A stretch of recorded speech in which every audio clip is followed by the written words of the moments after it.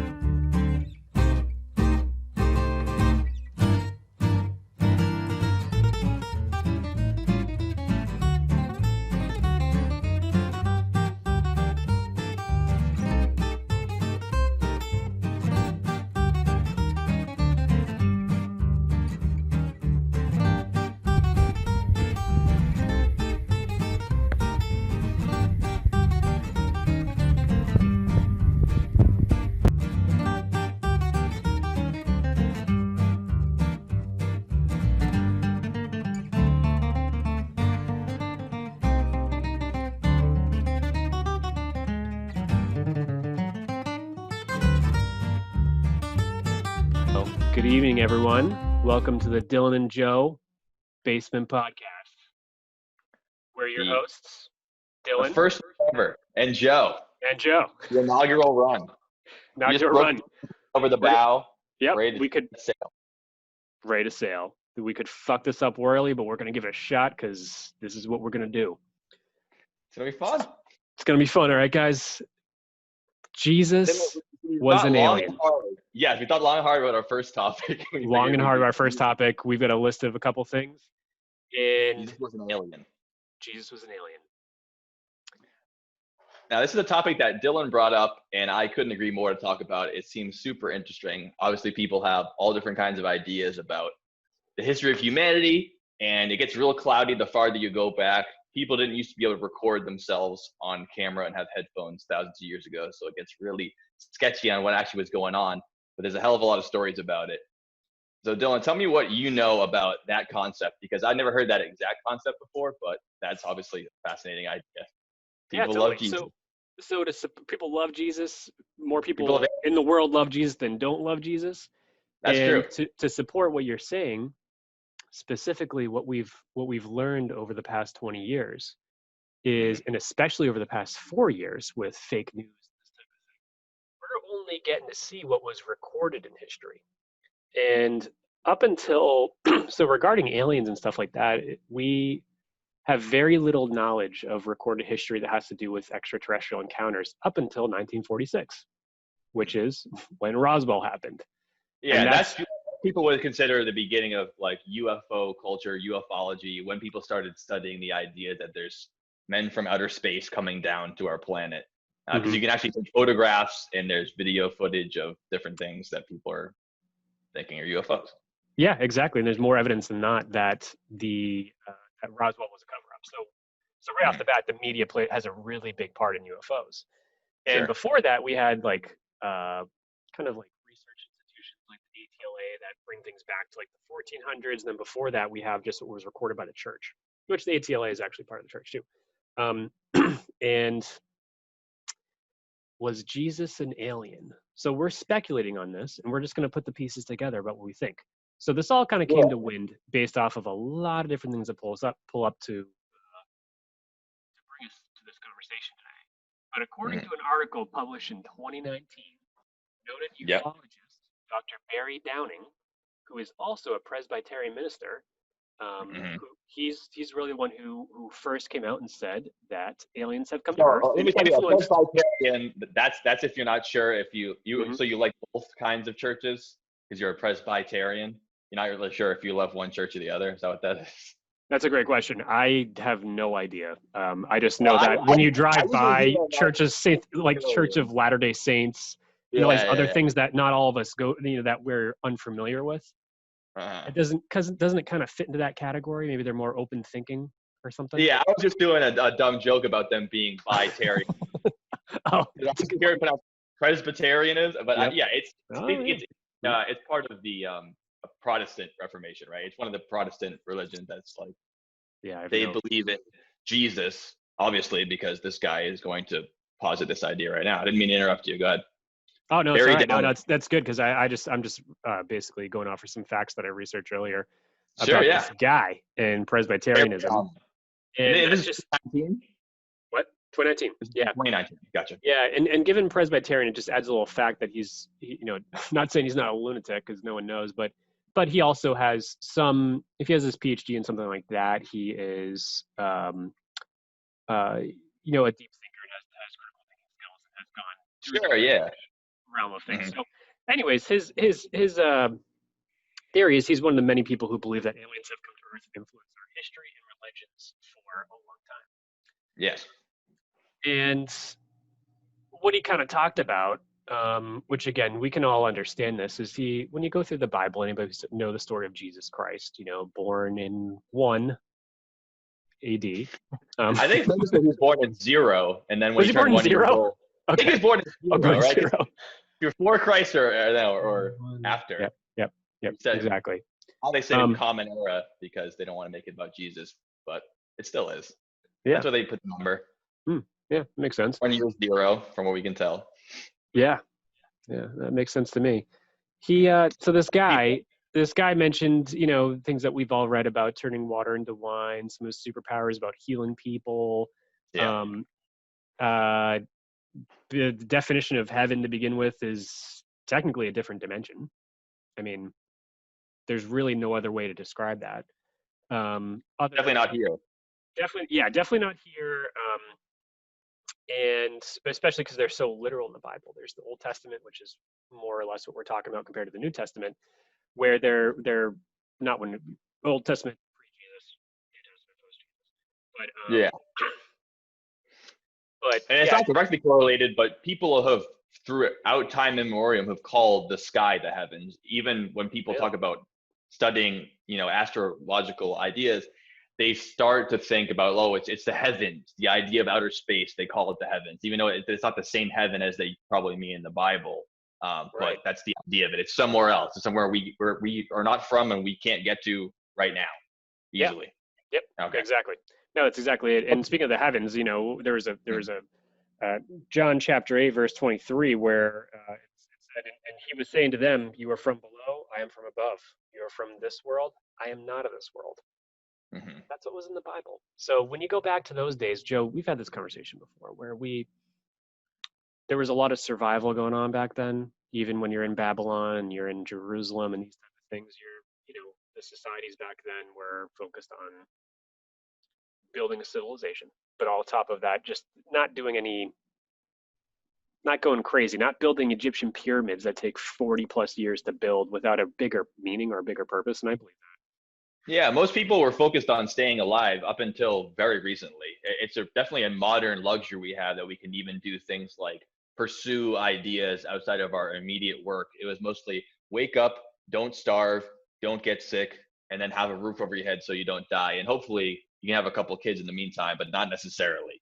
Most people did have kids because it helped around the house and around the farm. But back in the time when the Bible verses were being written, or at least when they were claimed to have been written from, people were not mostly concerned with making superstructures. They were more concerned about living their day-to-day lives. And only people with immense power had the ability to actually will people to do things like that, whether it is building giant structures or, you know, different scientific ideas that you wouldn't be able to do back then because they had a surplus of money and resources to be able to do that. The average person can find out a lot more about the world in 5 minutes today than people usually went through their whole lives learning about. People were not about coming up with new ideas. When you don't have any food for tomorrow, you're not really concerned about learning new things. You're more concerned about surviving.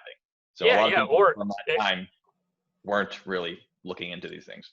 Exactly. Or to kind of add value to what you're saying is they also didn't want to add resources, time, and money into a big giant piece of art. I mean, we're kind of driving off the Jesus topic, but it all ties in together.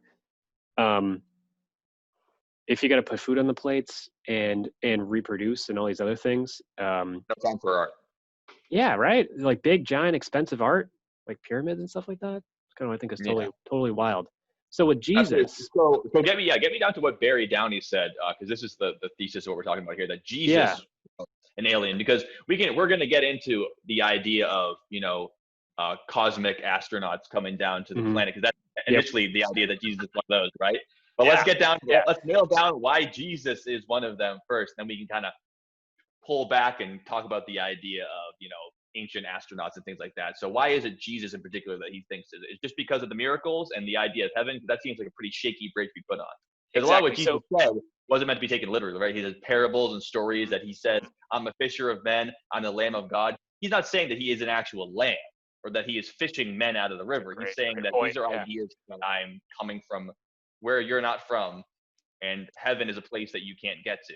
This could be him talking about many things, but it's not talking about the literal idea that he's going to be fishing men or being a lamb. He's a man, or maybe he's an alien.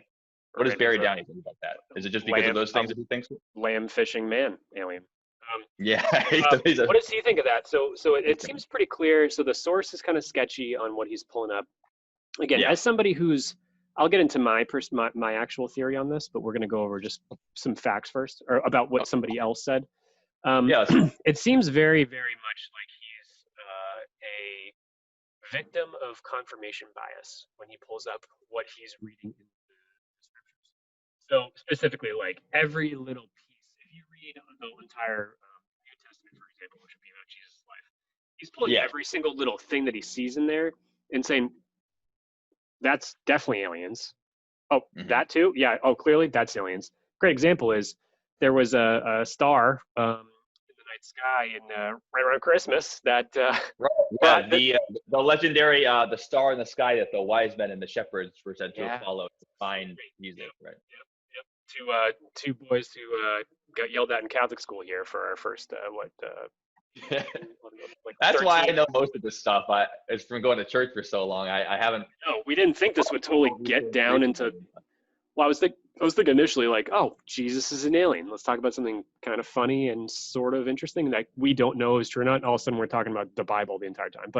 Um, but anyways, that's a great example. Is that like that star in the sky was a UFO that led those guys there? But also, why were they bringing gold, frankincense, and myrrh to Jesus when he was born? That's something else that this guy hinted at as well. what is his idea of why that would have happened? Well, gold is highly conductive back then, and why would you give a baby frankincense and myrrh? Do you know much about frankincense and myrrh? Because I know it smells good. Yes, yeah. So what I know about gold, frankincense, and myrrh is that it's more of an offering. It's something you would bring a king. And what I know about that story Because he's a from king. Yeah. basis at the time is that it's more of an idea that when a new king would be crowned in Judea or Palestine or any of those old kingdoms that we now know as different countries now, but back then they didn't have the same maps we had to draw. It was mostly small areas that were kingdoms. Herod was the king at the time, around Nazareth and Jerusalem. So he would have been the same thing that happened to him. He would have been born, he would have been coronated, and people would come from all over and offer him gifts to say that they are appreciative and they're the subjects of the king. So the idea that I understand from the story is that they brought him gold, frankincense, and myrrh because it was the offerings you would give a king.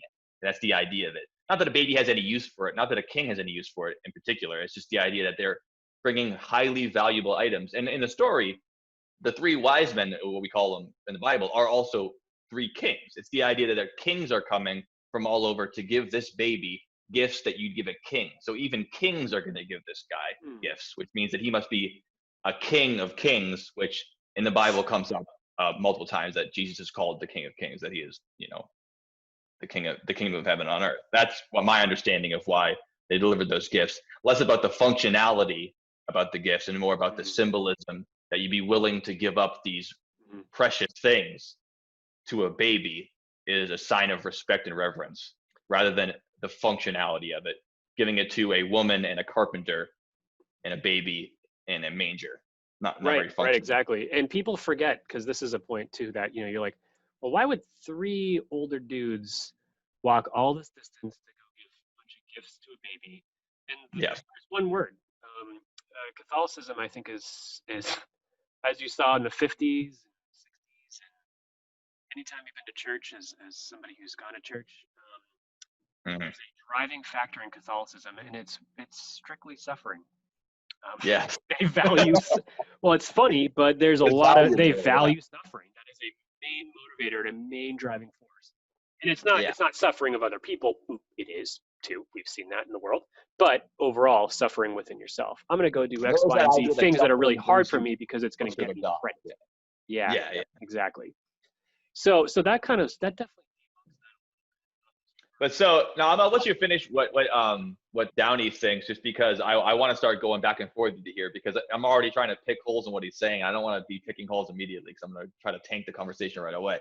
But so those are basically his ideas, right? Things like that. Like he can nitpick pieces of it and say there is evidence here that shows that this may be the idea that Jesus was actually an alien. You brought up the idea of confirmation bias that I do want to bring up at some point later, because I Yeah, think that has a lot to do with this theory. absolutely. But so his ideas for the most part are things like that, right? You can find different instances in the Bible that on their own are compelling ideas about why this could happen. I mean, that alone, if you take it as as gospel, I don't mean to be doing a double entendre there. Yeah, no, it's a good You one. take it at face value, I should say, is that if there is actually a light in the sky leading them to an area, I mean, we're living in a time where people were navigating by looking at stars. That's how people traveled. So if there was a star that didn't usually exist in the sky and it was super bright and it brought them somewhere they're not, I think there's more evidence for that being a UFO than being some sort of magic or maybe a vision that they had. I can definitely see where he's going with things like that. So that's mostly what he's going for there, though, right? Is that I can find different instances in the Bible of why Jesus was an alien. Does he have any things when in Jesus's later life, or is mostly things that he said he could heal people, his miracles might be technologically based? Because Jesus, unlike Pharaoh, wasn't really a big, powerful man at the time. He's mostly powerful through his ideas rather than his technology. Right. Exactly. So regarding the end of his life, one of the excerpts that I pulled from him was that basically he believes that the same force that brought him to this planet is the same force that took him away. And we know the story about his birth that we just covered, and the story of his death is that he was, crucified for 3 days and then put into a cave, much like the one I'm in. Maybe he was the same one. We're not, sources haven't confirmed yet. We haven't confirmed or denied that. It's hard to say. The cave I'm in is not the same thing. There's a big rock over there. Get it? So you could say. That's the end of his life theory. But something else that I want to, it'd be good to get your perspective on as more or less the devil's advocate, but also something that I think is a hard time proving. What it actually is. And I haven't seen any theories disproving this, just because I think no one's really given it too much time. In the Bible, in other scriptures, and from different religions, there's plenty of UFOs in pictures. And as kids, you just see them as that's a star in the sky, or not it's like a special star with a guy in it type of thing. A star with a guy, not a star in the sky. Interesting. A star with a guy. Yep. So one of them specifically, I don't have the exact one, but there's a sighting in the book of Ezekiel, which refers to a wheel within a wheel that could move in 4 directions without turning. This is the idea. The rim of the wheels were full of eyes. Yeah, this is an idea of an angel, right? It's one of the angels that they said. It's not a seraphim or a cherubim. It's one of the angels they described that. Yeah, it's 2 wheels, a wheel within a wheel covered with eyes, which is, I mean, like nothing else. I mean, the idea people draw angels now, where it's basically humans with wings on their backs or some kind of divine force. The idea of those 2 wheels, I think, is pretty compelling compared to a lot of things in the Bible. That seems otherworldly, to say the least. Yeah. Yep. I agree with you on that. And I don't have any great theory on that besides that these were done by artists, and maybe it's a lot easier to draw in things like that as opposed to actually have physical evidence of people going through a lot of resources to put something together for very little reason.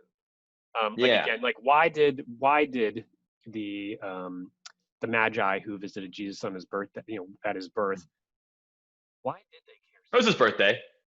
You say that. It was his birthday. It's true. That was his birthday, man. He got a new kid coming in. It's his birthday. It's the day of your birth. Yeah.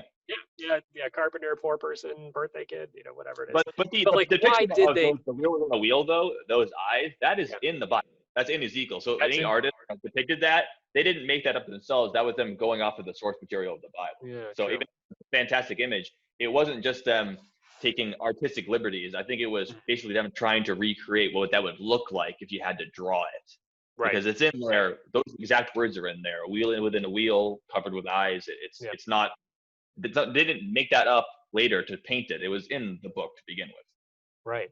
Right. Exactly. And it's a bummer because all the real evidence of those things they had to draw were like the pictures that were originally taken back then were burnt down in the Library of Alexandria in Egypt. So we no longer have the photo evidence of what they had to draw based on memory, which is a huge bummer. So there's the idea that there actually was photographs that were lost and not paintings. Because the Library of Alexandria is always a great catch-all because we lost so much knowledge there that you could put anything in there because it's no longer here. You could say there was iPods in there from aliens. True. That No one knows. No one knows, but it's easy to throw whatever you want in there. I don't think that that's a really good. I would say that there was no photographic evidence in there besides a bunch of writings and paintings, because I think that's a fact. Yeah. There were complete writings and paintings in there that were burned to a crisp. I don't know if there's any Kodak or Polaroids in there though. Yeah, I don't think so at this point. So UFOs, paintings in the Bible. So why don't we launch into the idea that he's going with there, because we got the idea that Jesus is part of that. It seems to me from what you're saying about that idea is more like, based on what you said before, is that there's these different parts in paintings or in culture as you go back that make it seem like there could have been extraterrestrial influence in the world, and that Jesus might have been one of the most famous ones because he's one of the most famous people in human history, and that he was part of that whole situation to begin with. One of the theories that I've heard of, which a lot of people love to talk about, is the idea of aliens coming down and shaping culture in the past. You already brought up the idea of them helping build the pyramids or any kind of ancient technology that we would not know about now and that they have left us at some point.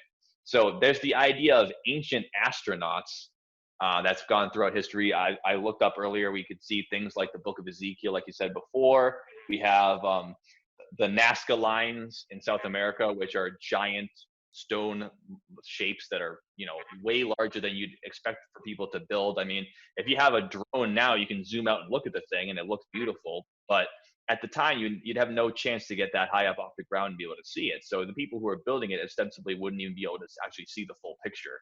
Right.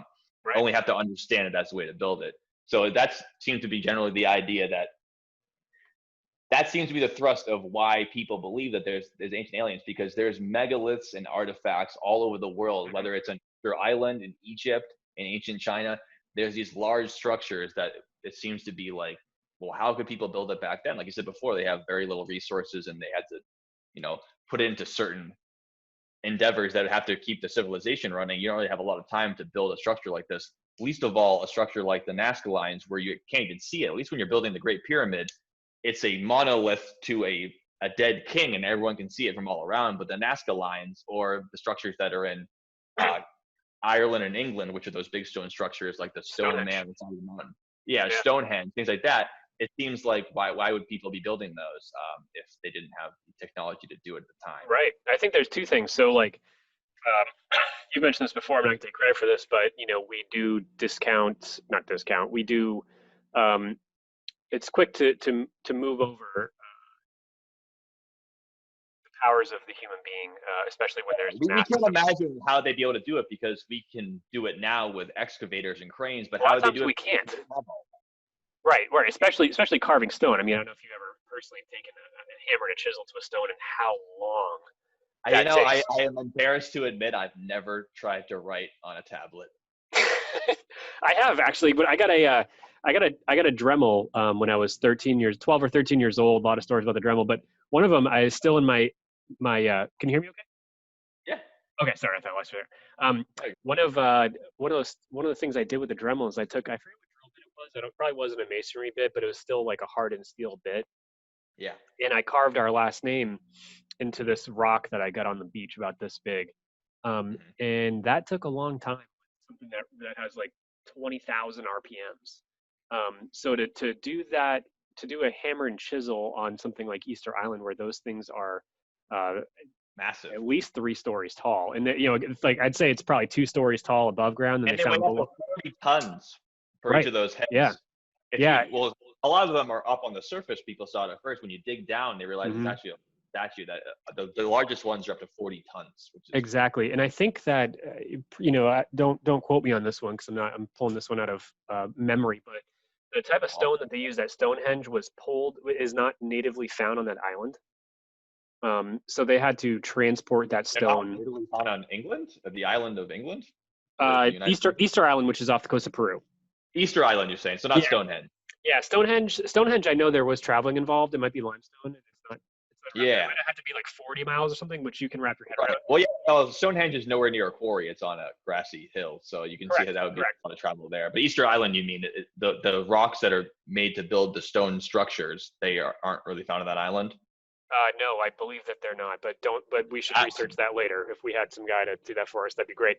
But I believe that those stones aren't native to that island. So on top of that, then you have to do a mining situation, and like I've looked into what it takes to split a rock. It's not that hard. I don't know what their access to things like iron ore was back then, but doing it with basic hand tools. The Great Pyramids, and when the Easter Island heads are dated towards, it was before humans were known to be able to fabricate iron at all. So it must have been the Bronze Age or maybe even the Stone Age. So iron was not a factor.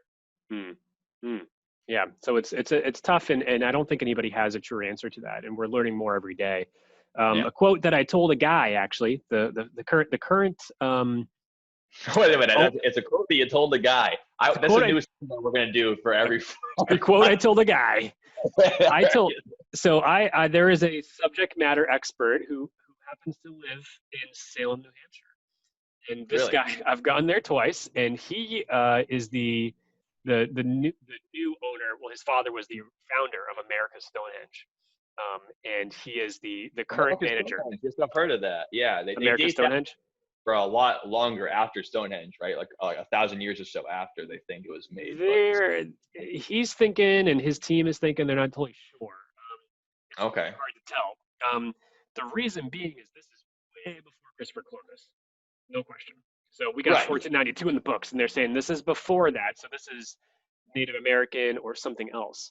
And they're thinking at first it was America's Stonehenge, which makes you think it's Native American.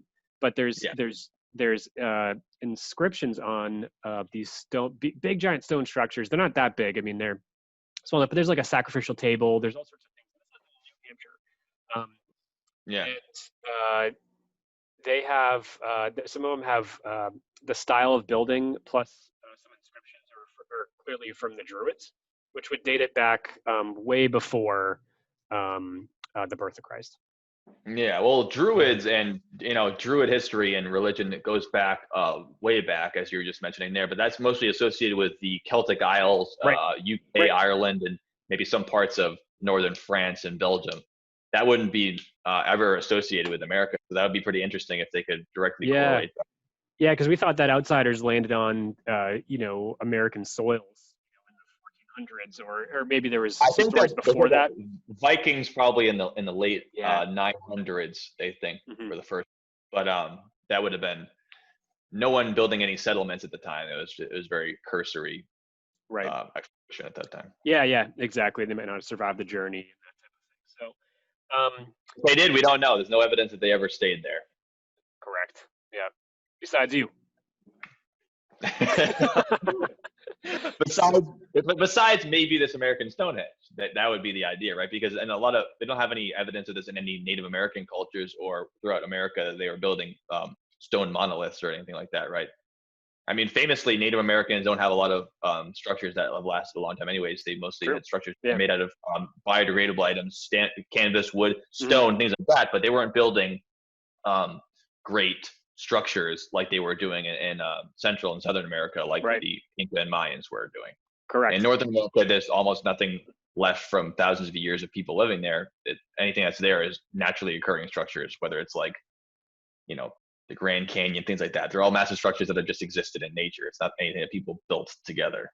Right, and some of the only evidence that we have left over, besides things that we find like arrowheads and stuff like that, are in the areas of the Grand Canyon, Arizona, Colorado, that whole neck of the woods. That are cave paintings because there's no humidity there, so they're able to have these cave paintings of bison and kind of stuff like that. Which they do find some weird looking tall figures in those cave paintings, but I don't have much more to say besides that. Weird looking tall figures. And yeah, and my point before I get off track, the point of talking to that guy in New Hampshire is, and again, he's a credible guy too. He was a airline pilot. That was his career. And then his father started this, so he was always the family business, was going back and forth and just maintaining these This is the grounds. person who's involved with American Stonehenge Project. Yeah, he's the current owner of the property. Gotcha. And he's a talker. He'll talk to for a while, but he's a really interesting guy. But he was also a pilot for like You know, FedEx. Yeah, right. Yeah, no, but he was a FedEx pilot for 30 something years. So that was his career, and now he's just doing this full time because it's exciting. But he rides a snow. You know, I was up there in the winter, but he rode a snowmobile from his house to work. Pretty cool job. But wow. yeah, pretty cool stuff. So so what I told him, that was actually kind of cool, because I'm on a actually on a Facebook group called Megalithomania. Megalithomania. Megalithomania, that I'm not participating on, but I'm on it because it shares insider pictures. There's people on Facebook who share their own pictures of those megaliths that you see in South America, like Teotihuacan, and other ones, especially because today's day they're finding more and more of them every day with ground penetrating radar. So they'll fly over with a drone, or they'll walk over with like this machine that puts right on the ground, and they'll see, hey, there's something under here, and they've uncovered a lot more pyramids and ancient structures with this new technology. So you're just seeing how involved this was. It's totally crazy. Yeah, those are the ones that are more associated with the ones in Egypt and other places, saying that these are the large structures we're talking about.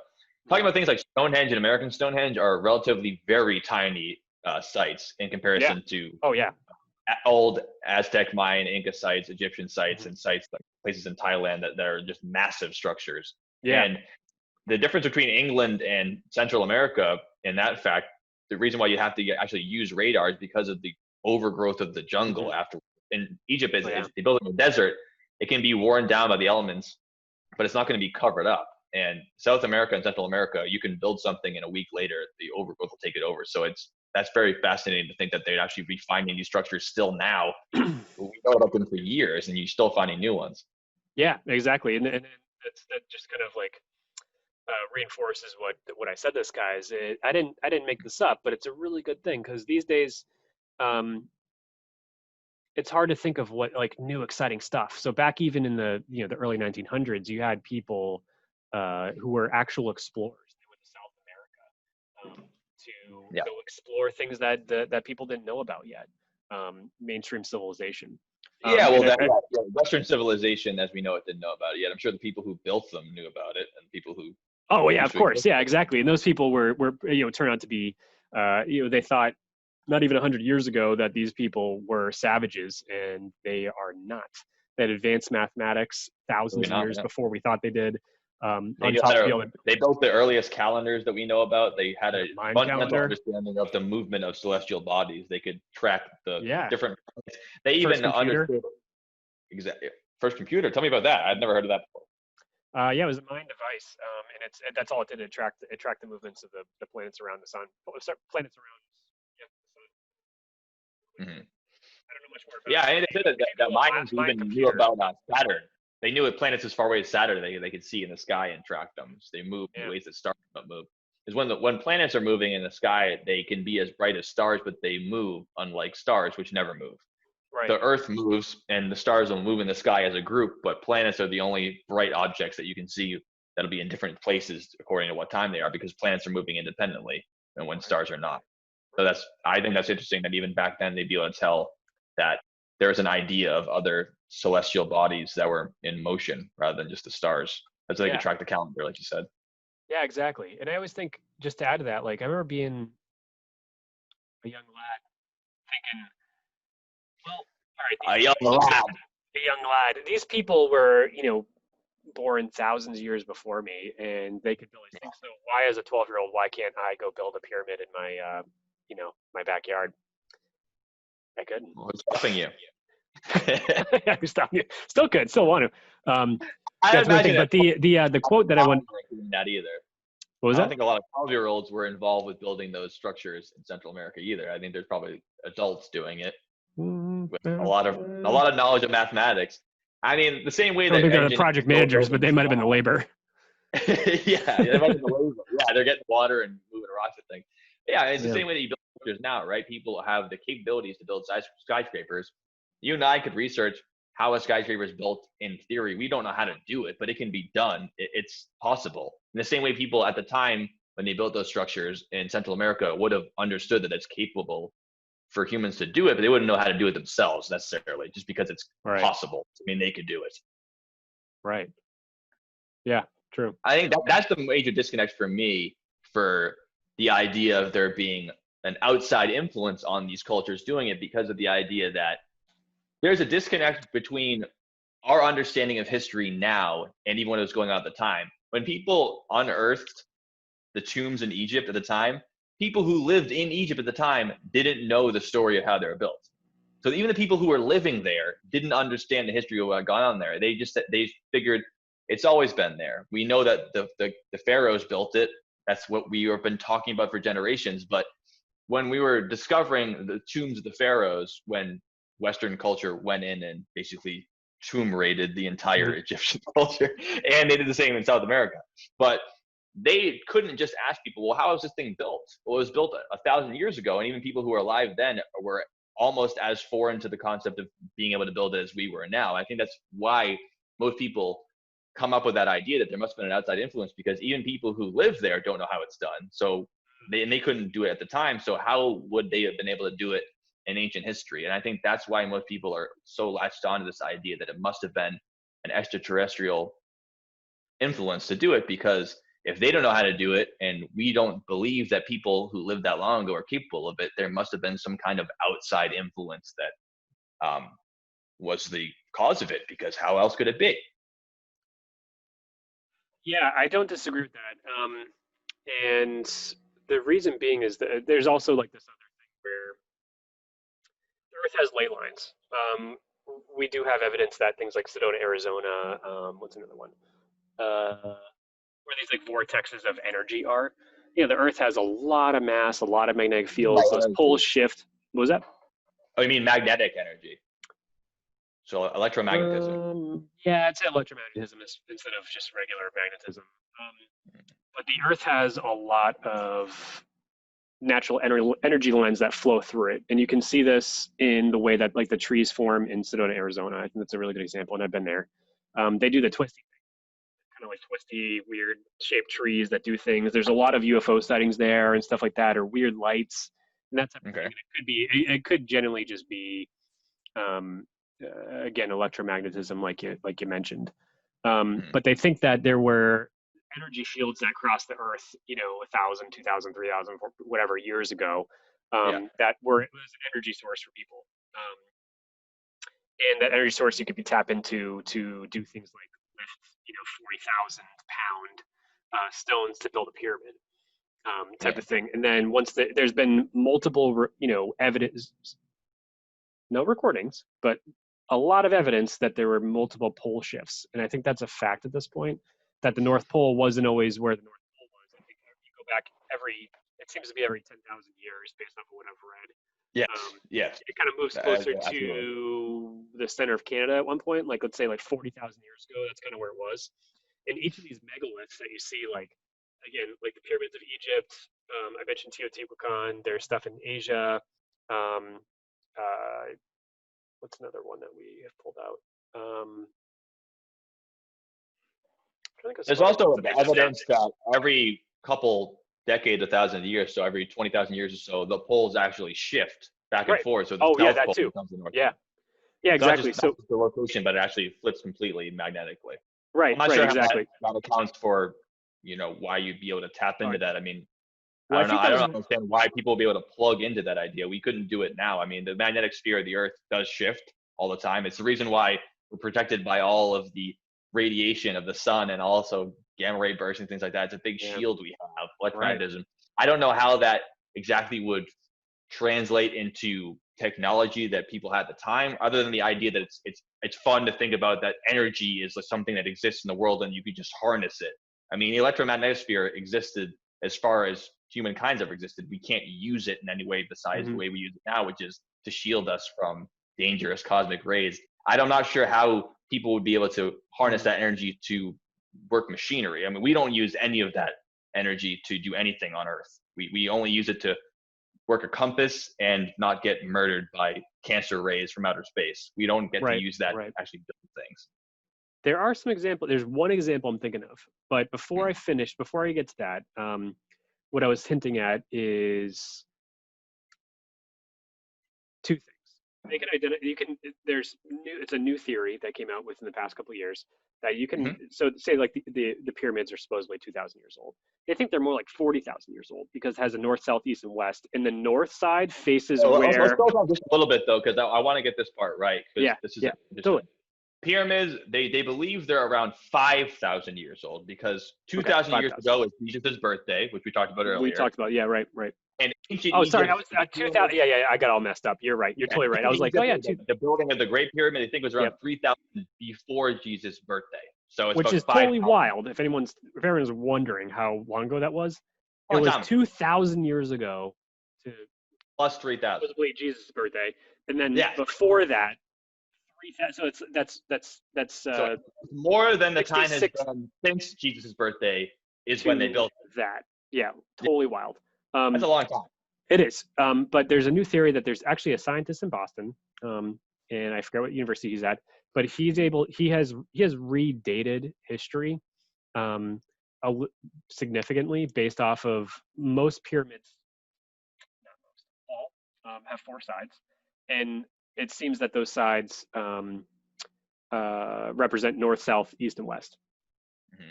And all of them are slightly shifted. And he said, some of them are a little off. Most of, like, let's say that this piece goes towards north. So if you build one today, it would go directly towards the North Pole, which we all know where that is. But 10,000 years ago, that was shifted this way a little bit. So these pyramids are this way. So there's a whole, again, there's thousands of pyramids, and some of them are lined up with that pole, some are lined up with this pole in a way that's like this. So it's actually hard to disprove that. I love that theory. That's really cool. And that goes to my quote about the guy that I said to the guy in Salem, New Hampshire. I forget where I heard this, but one of the only things that are new to the world that we live in today in 2020, besides crazy stuff that goes on in everyday life, is the history that we do not know yet. We know only recorded history. Yeah, it's amazing. And again, what was recorded wasn't necessarily everything, and there's also things that were lost. Some of my favorite things to think about too is that there's just so much more that has happened, and that's on like a macro scale, larger scale. But there's just so much more that could have even happened with smaller things. And I got to ask you. I think what you no, go ahead. You can ask me after I just finish up what we're talking about. That I think that's a little bit off kilter of what I would nail it down. I think that we know a lot of recorded history from what humans have experienced and recorded from themselves. We know a lot about history millions of years back through carbon dating, archaeology, ice cores drilling into the ice caps and trying to look for years back and taking different slices out and seeing how it happened in the atmosphere years. We can find out a lot about what happened on the planet millions of years back and even billions of years back. We date the Earth to about 4.2 billion years through what we know there. What you are talking about is more about the history of humanity. It's very hard to go back before recorded history because when people weren't writing stuff down and they were just doing oral history, which they think they did for thousands of years, we really don't know what happened then. All we can go off of is maybe we can find tools and burial sites and things like Stonehenge to kind of piece together what happened, but we definitely don't have the whole picture there as far as what humans were up to. Right, because the bears aren't going to tell us. And we happen to be humans. That's where our consciousness lies. Unfortunately, we're trapped. That's the way to do it. Is we're just in these big water bags with eyeballs, and that's where our consciousness fell into place. But the thing is there more? It kind of comes down to consciousness. Because is there more to this? Like what brought it all in here? So you go. So that brings you to the search for the gods, whatever you want to call it. Whatever's out there. All right, so what did you want to ask me? Because I want to loop it back around to Jesus being an alien right after. I think that's a good way. Yeah, because this could get off completely. Get on ancient pyramids for another hour and a half. Yeah, we could. What I want to ask you is, there's a lot of other things about people in the Bible around Jesus' time going and seeing crazy shit. Totally wild. Crazy shit. That's in there. There's a lot of crazy shit. There's a lot of crazy shit in there. Most of it is. splitting of water, burning bushes that talk to them on top of mountains. Hmm. Specifically, is my example. I'm going to talk about that one. Who was that? Moses? Isaiah. Burning bush, yeah. Famously, he talked to a burning bush that was supposedly God speaking to him and telling him how to escape Ramses and the Egyptians, and that they should head out into the desert. Yes. So, what do people go a little wacko after seeing a burning bush and the Salem witch trials have in common? Let me ask you that question. Well, I think this is something we've talked about in the past a little bit, is that the theory that there might have been some kind of psychological things going on in people's heads. A lot of the idea of why people might have seen things in the past and recorded them is not that they made those events up as an allegory, which maybe could be what it is. A lot of the stories could be this is the idea of it. The burning bush and seeing God could be the idea of talking to God, not necessarily that he sat a bush on fire and then thought it talked to him. But if we're going on the literal translation of that, he saw a burning bush and he heard the voice of God in it, it could very well be the influence of hallucinogenic substances. A lot of times people were eating spoiled food. There's fungus such as ergot, which got into the water supply and the food supply of people that were in Salem, Massachusetts at the time of witch trials, and also in Ireland and England at the time, that caused people to see things that we would probably decide now would be nearly impossible to happen in actuality, which would be like seeing a burning bush and having the Lord talk to you. Yeah. But at the time, it's as real as anything else, especially, back around thousands of years ago, because if they're dating Moses the same way we're dating Jesus' birthday party, Moses existed thousands of years before Jesus. This is at the time of the pharaohs building the pyramids. I mean, that's well before Jesus was supposed to have been born. So at the time, they had just as much to believe as anyone else at the time that could have definitely been possible. Absolutely, and just to specify, so we talked about hallucinogenic substances that grow on plants. In today's day, you can see those as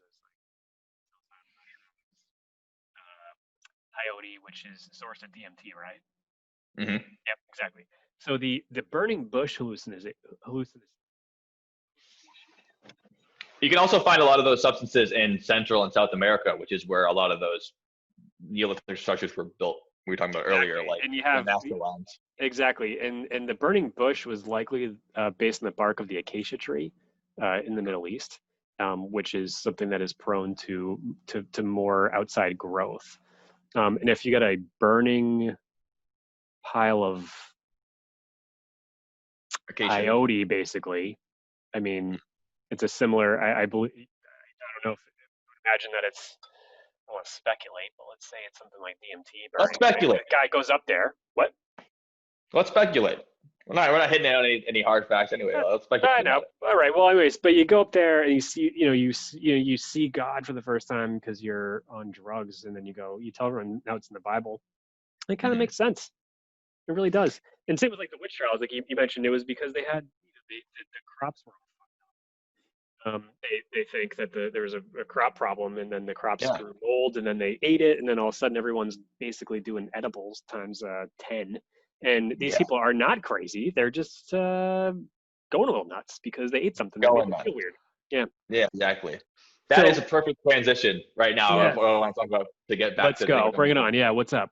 So, I'm glad I went back and we talked about each of these theories. I didn't want to be slamming things down. I wanted to talk about it openly and have these ideas up in the air. This is more of the way that I see what's going on back in those times as well as now. Not that people were recording these events factually as much as they were nowadays, maybe, if things were happening. It's the idea that these people might have seen and believed, or just told stories and believed these things happening. There very well could be stories and depictions of art that say that people saw these outer worldly beings coming down and talking to them. It doesn't mean that they made it up or that people were completely fabricating it. They very well could have believed a lot of it. I mean, people in the ancient world, everyone believed in magic and gods. No one thought that the world was, as plain and cold and mathematical as a lot of scientists see the world now, because of all the evidence we have and the way that we compile data, and we have to falsify evidence with each other.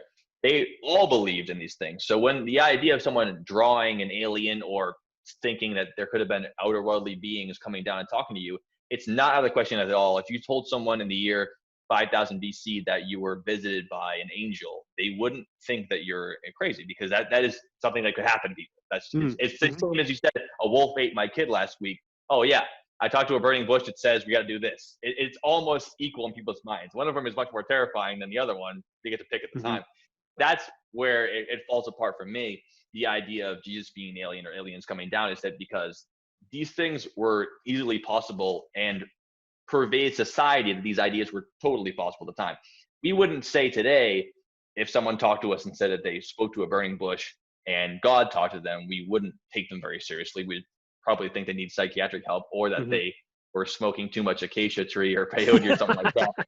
I think that's closer to the reality of the situation is, because I think a lot of it is provable now more than it is back then to the ideas. And I think people come in danger when they start quoting sources from ancient writing as factual evidence of what happened, bar none.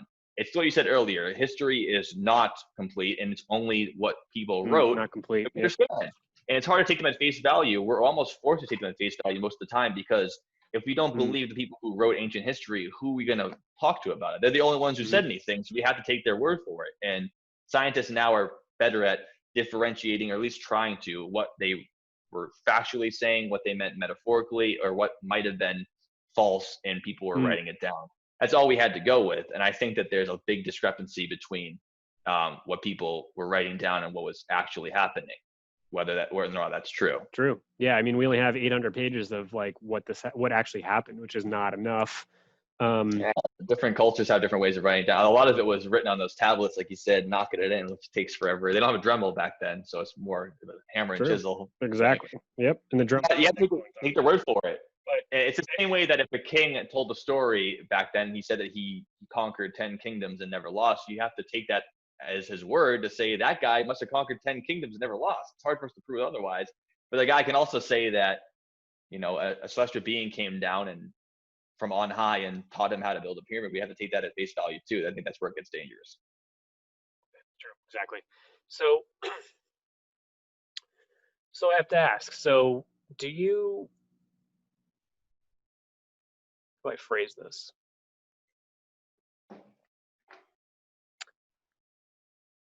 What is your exact thoughts on Jesus being an alien? Because here's the thing. Let's put some facts into place here. Sure. I think the Hubble telescope can see about 100 billion different galaxies, or has evidence to prove that there's 100 billion. But that's because the Hubble telescope was built, was it 30 years old, 20 years old, something like that? I know I didn't go through. So let me finish. I'll do things, but I'll have the last thing I want to go over is the science part of this, and I have that exact. Okay, all right, we'll get to the science because I'm going to go into something that's pseudoscience before we go into science. So that makes me say that. Do I think Jesus was an alien? I don't know. I have no idea. I don't really know if he exists. There's very little physical evidence that Jesus was actually real. I think there's only one piece of evidence that I've read about that shows that somebody was actually crucified back then. Like they found names Jesus was crucified, because there's a lot of evidence that crucifixion was a form of. Sure, but they only have one piece of, like, it's 2 feet like this, and it has the spike going through it. And I think that there's only one of those that they found that still shows this person was clearly crucified. As far as the skeleton goes, that's what I was. Yeah, most of what historians believe that Jesus was a character in history is because of the effect that other people were affected by him. People writing about him, societies coming up and talking about him. There's very little evidence, like you said, that he was existing in his day. A lot of the evidence for him is, him affecting other people, rather, or documents, letters written hundreds of years afterward. It's mostly the idea at a secondary source. Nothing is directly connected to the person at the time. It's more people being affected by him. Got it. Okay, because most historians believe he existed, but they don't know to the effect that anything that he did in his life happened. But they do believe that he existed as a character and influenced people at the time. Yeah, makes sense. Because what I think is really wild wild is that, like, especially in recent days, because we've had to really reanalyze the U.S. Constitution, which is only what 300 years old, 300-ish. Yeah. Well, Great. it was 200 years old in 1970, so we're like 250 around there. Can't help you with that. All right, 250. All right, so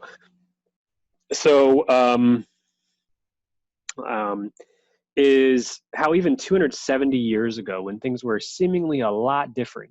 I mean, society, gossip, organized culture, The Pony Express the was economy. the best broken a mail.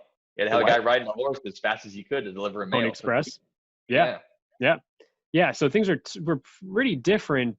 The only change here is that we have, a more liberal culture as far as actually not yes and no. But we have technology increases, which is really what it comes down to, and the fact that everybody's a little more laid back. We're a little more comfortable. You can say wasn't really comfortable in the Definitely more 1600s and the 1700s is a little better because you had more refined homes and stuff like that. But longer, we're safer, less babies are dying, people are childbirth, dying. So, that type of thing. Infectious diseases have gone down a lot. People survive them a lot more, notwithstanding the current situation.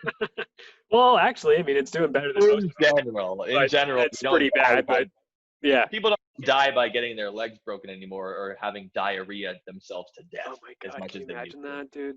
Diarrhea is still one of the most common causes of death throughout all of humanity. It's killed more people than all the wars combined. People shitting themselves to death has killed more people than any sword in a war that we know Thank about. God I've got running water, because I'd be dead a long time ago.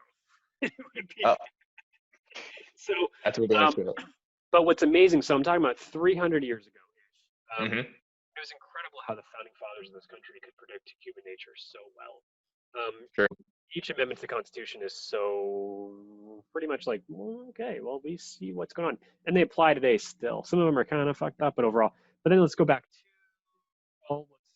1,700 years before that.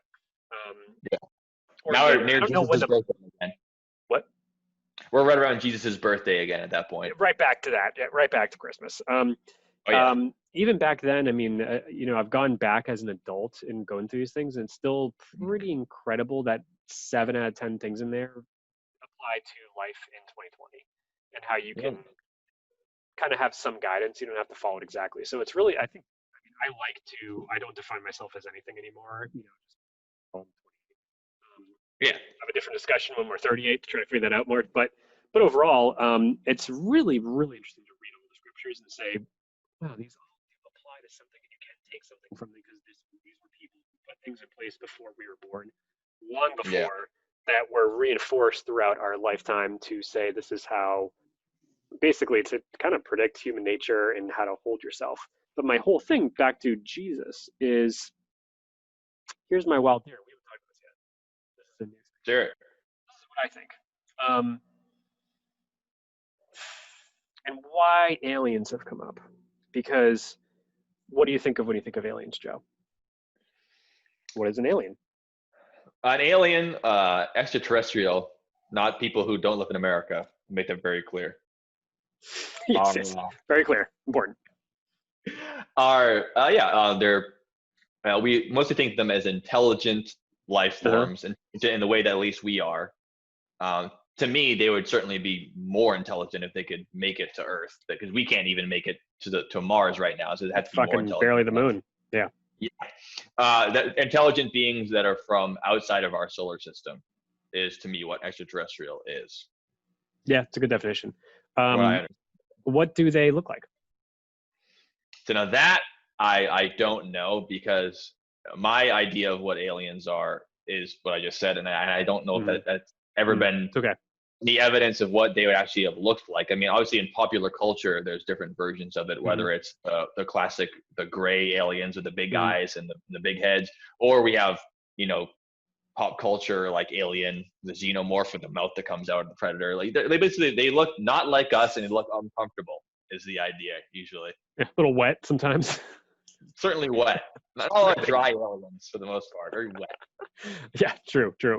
Even mostly reptilian or like insect-like things that make us uncomfortable. So you have the reptilians, then you have the grays, then you have like, what do they call them, xenomorphs? Something that looks like they're like Men in Black, like they're like us, and then they turn into these like creatures.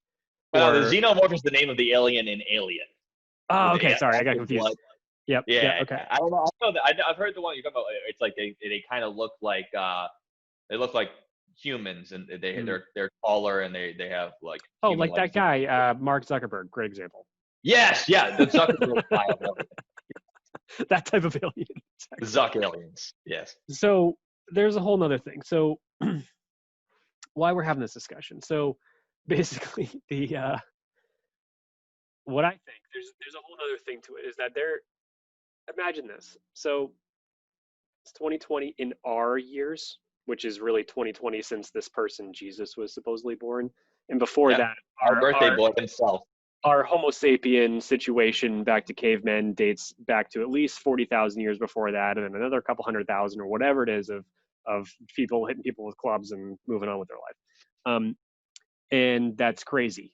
But what I think would be even crazier is if we got the technology, which is probably not going to be what we think it is, to get to those 200 billion different planets the Hubble telescope can see, or has evidence of, and it views it very differently. It views like shadows. It's not like it's just a big telescope that says, "Oh wow, look at that planet." It's a whole like Oh, mass yeah, thing. it's almost impossible to see a planet outside of our solar Yeah, system. It's so difficult to see them. But yeah. It picks a sun. yeah, you can It, yeah, you have to see the sun and they cross the plane, or we can yeah, also measure how gravity acts within different solar systems to see, well, there must be a planet there because otherwise there's no reason for gravity to be that dense in that particular yeah, and spot. they can see a little wobble of that star that does Yeah, this. So exactly right. Yeah. if you've got a rope, And saying there's a planet, there she blows. I mean, it's hard to even see Pluto from our planet, and we're in the same solar system as it. So it's very difficult to differentiate right? how many planets are in or around each different star, but it's just innumerable. Even if there Exactly. was, even if only a portion of all stars had even one planet orbiting it, it would be more than you could count. Yeah, yeah, exactly. Um, Totally right. And to add to that, just like another thing is, it's like holding a kettlebell on a string and spinning in circles. Your body moves a little bit like this when you do it, no matter whether you like it or not. So There's a if you have measurable effect. if you have a star the size of our sun that has one Earth, it's going to have a teeny little wobble. And then if you've got a couple other planets, it balances and it does wobble a little bit. So that's how they know, oh hey, there's another planet over there. That's pretty crazy. Um, Yeah. and the planets that are habitable, based off of what we know about biology, is that they do exist that are Goldilocks zone like Earth. But this is all side. Goldilocks zone, for those who don't know, is exactly what Earth is. It's right where it's supposed to be. It's not too cold. It's not Yeah. too hot. It's not getting too much radiation. It's not getting too. As far as what we know now, that is the best setup for life to happen. I mean, we don't know any other version. The only life we know truly exists is on Earth. So as far as we're looking for life on other planets, we're looking for something that's similar to Earth because we know that life works on Earth. We don't know if it works any other planet any other way. So we're looking for the Goldilocks zone, like you said, is a situation that's close enough to a star to be the right temperature and have liquid water on it that could possibly foster life on Earth. Bingo, that's it. So what I think is totally wild is that if we were to somehow get to one of those planets that's like millions of light years away, that might be in that Goldilocks zone because they are pretty far away. We're not even talking about the fact that the universe is probably infinite. No one really can quite figure it out, but it most likely is. Especially I have that. You're killing me, man. I have this all written down right here. Finish your point. I want to hit the thing. All right, we'll get there. My point is, and I know you've got rambling. this. I fucking know you've got this one because if you've written stuff down, you've got this.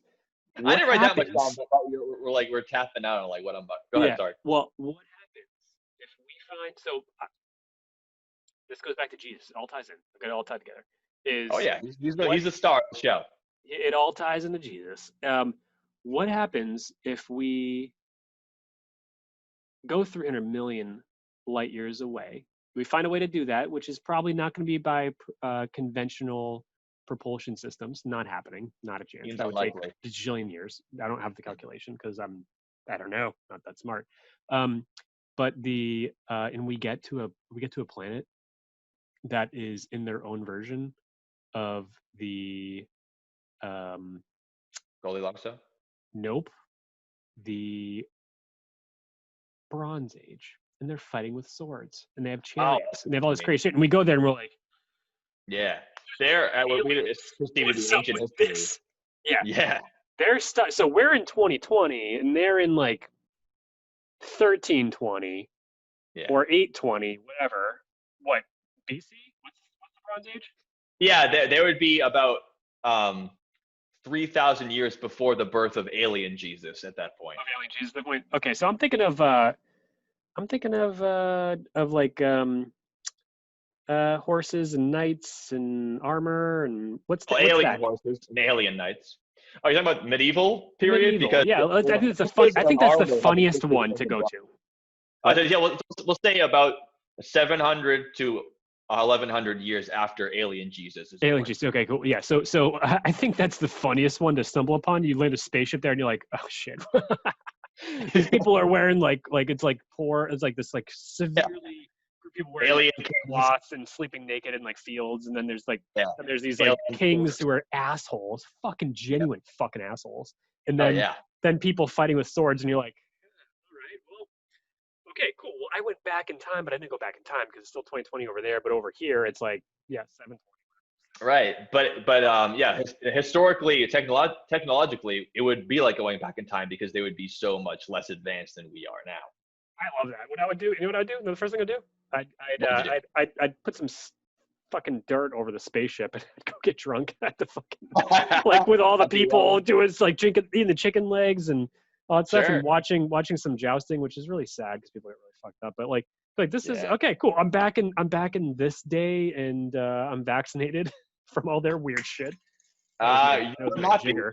You definitely wouldn't be vaccinated against all their weird shit because Oh, you've never true. experienced I know. any I was thinking biological. of our timeline over there, but yeah, they have other stuff going on, and it probably wouldn't be the same. They might have other versions of technology that are like, all right, they're fighting Almost. with swords, but they have cars. You know, like something weird. You know, Yeah. probably not because that's not logical. But No. overall, so the thing with Jesus is that this is a really big topic that is super controversial. That Of course. was originally about Jesus being an alien, and this will please the God people big time, Mhm. because it's a hard pill for them to swallow, but it does The God identify. people, as far as we know, most of the planet believes in some kind of deity. It's very, True. very. I think like on most developed nations, it's a larger percentage of people who don't believe it, or at least they believe in a some kind of power that doesn't exist in books and things like that. But most people on the planet certainly believe that God exists and that most of this stuff we're talking about happened, if not factually, then at least in ideas. Yeah, no, absolutely. Most is a conservative word. It's closer to all. You know, the amount of It's close to agnostic all. and atheist. Sorry, the amount of atheist people are gaining traction for sure, for Yeah. a good reason.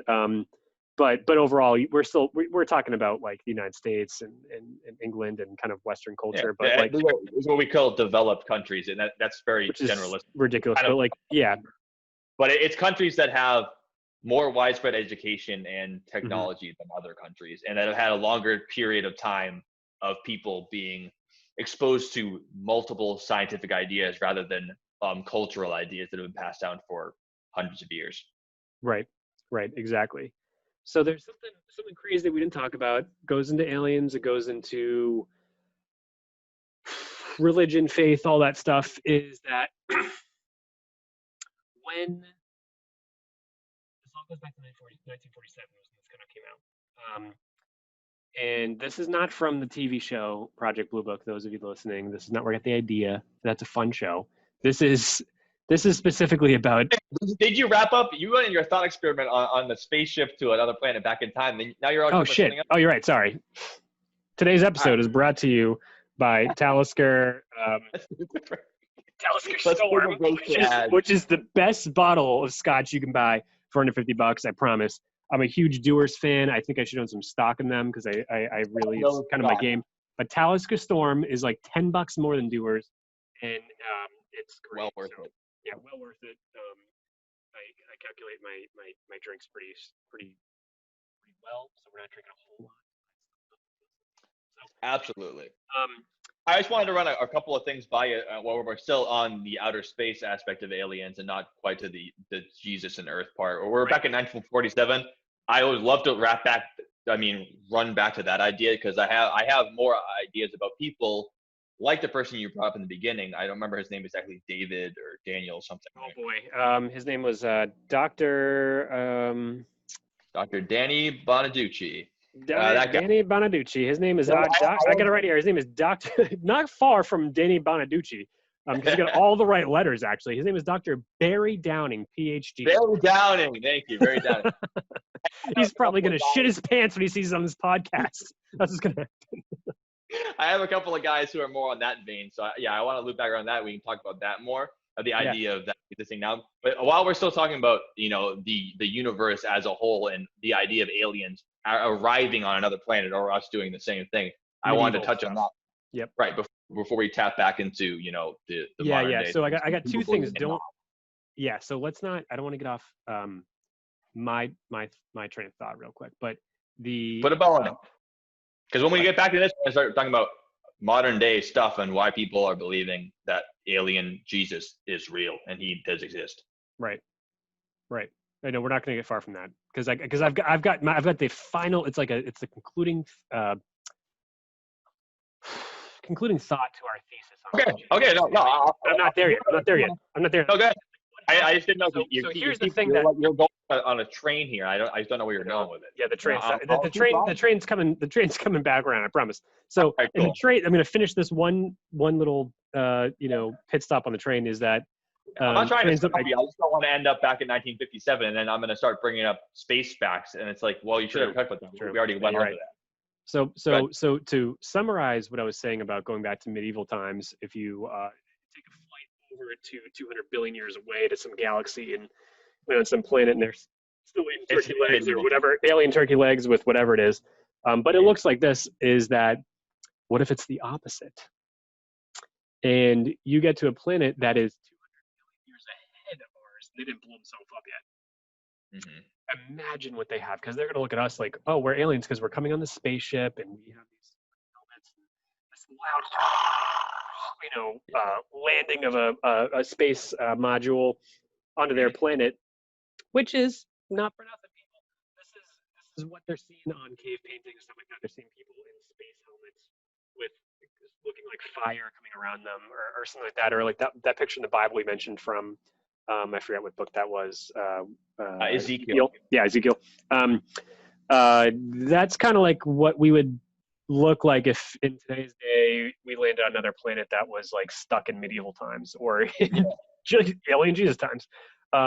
They probably wouldn't see you as an alien life form with a spaceship. They would see you as some kind of otherworldly deity or an angel or whatever the equivalent is. Yeah, exactly. Imagine the power you have. You land down there and you go, everybody, listen up.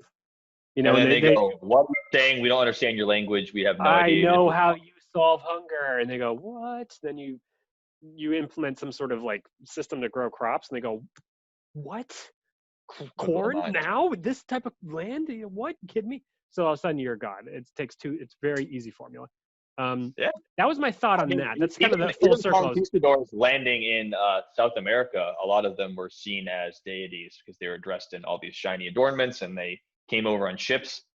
Really? You only have to leave the planet for people to see you as a god.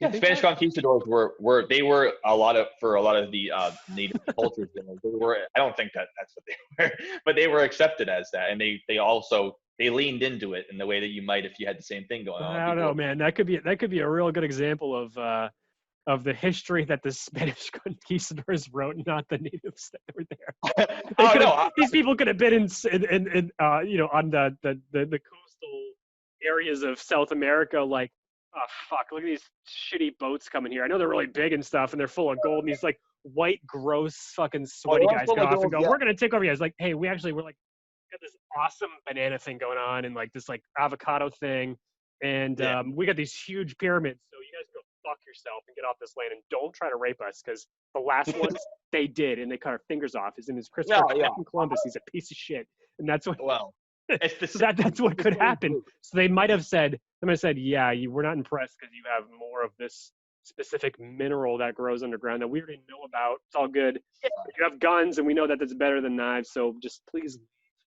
Yeah, but you're really putting, obviously we have their perspective of it, not the native people's perspective, because they didn't all the writings. They didn't make it that far, You're putting on a much more modern lens of saying, yeah, they probably said, go fuck you. The last guy came around here and we're on to you, buddy. No, they weren't on to them. They never meant it. I mean, Montezuma let the Spanish into the city. They let them run rampant through the city. They let them all in there, and they said, look at all this gold. And they said, yeah, come on by. They didn't treat gold the same way that Spanish people did because they had so much of it. They didn't treat it with the same reverence that Europeans did. And they took full advantage of that, and they used that to help destroy that culture, which is awful. Yeah. But it wasn't because they said, all right, buddy, I'm watching you. They let them right in. They were like, all right, come on out, come on down, boys. And they shouldn't have done that, obviously. Just like Japan in the 1800s, they did that with the like that. Yeah. And we're not going to go there. That's another conversation. But yeah. That's all. My point is that you don't have to go across the universe for that to be a concept. And I think that your point is very valid. That if you did arrive on another planet and they were at that same point in history, you would have probably been seen that way, especially if it's way more of a discrepancy. I'm just saying it happened on Earth and it was the same year. So if you go all the way there, I don't see why it would be any different that you would be treated as some kind of, otherworldly powerful being because you have this knowledge and all this power that you wouldn't have at the time. Seems crazy. But that is mostly why I think that it's very unlikely that aliens have ever arrived on Earth to any degree. And if they did, I don't think they would be helping us build a stone structure and leaving. It seems very odd that they would want to be doing that. Because if we showed up, it would be nice if we would go there and say, hey, here's how to build a stone temple, but don't worry about all us and our spaceships and all the shit we have. You're not ready for that yet. We'll teach you how to stack rocks nice and tall. And wouldn't that be something? It didn't seem very likely to me. I know that if humans went to another planet right now, the way we treat our planet, we would definitely kill them and take all their shit the way that the conquistadors did. I don't think we're too much different than that now. I don't think we'd be helping them out at all. And I think that if aliens came to Earth, it might be that they taught us some technologies like ancient agriculture and things like that. But I would have thought that there'd be so much farther advanced enough. If you can get to Earth from outside our solar system, you would need hyper advanced technology that's much more advanced than agriculture. And obviously you could say, oh, well, the people at the time, they wouldn't be able to understand that. So all you can teach them is simple things like agriculture and how to build a tall structure. And maybe they did want to be worshipped, but it doesn't seem likely to me. I just wanted to run through how big the universe is and how far you'd have to do to get there. Bring it on. Yep. I just want to say our furthest thing that we've ever sent away from planet Earth, so as far as we've gotten, is the Voyager spacecraft that went out in 1977. We basically took this thing and sent it out. We wanted to see how far we could get it out of the solar system and obviously tracking different planets as it went by. It's the information we have on Saturn and Jupiter early is because of Voyager going by them. Right now, the Voyager spacecraft that left in 77 is currently 13 billion miles from Earth. That's how far it is now. That's pretty far. How many it's still, is that, do you know? It's not even a light year. I didn't think so. Yeah. Yep. Okay. Because a light year is how long? Yeah. How long it takes light, which is the fastest thing we know in the universe. As far as we know, it's the universal limit on how fast things can travel. How far it takes one photon to travel in a year. So 365 days in an Earth year, it's light.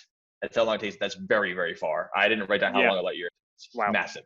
So from Earth to the sun is 91 million miles, just for where we are now. Voyager's already gone 13 billion miles. The speed it's going at right now, that's been going the whole time uninterrupted, is 10.5 miles per second, which is also 38,000 miles an hour.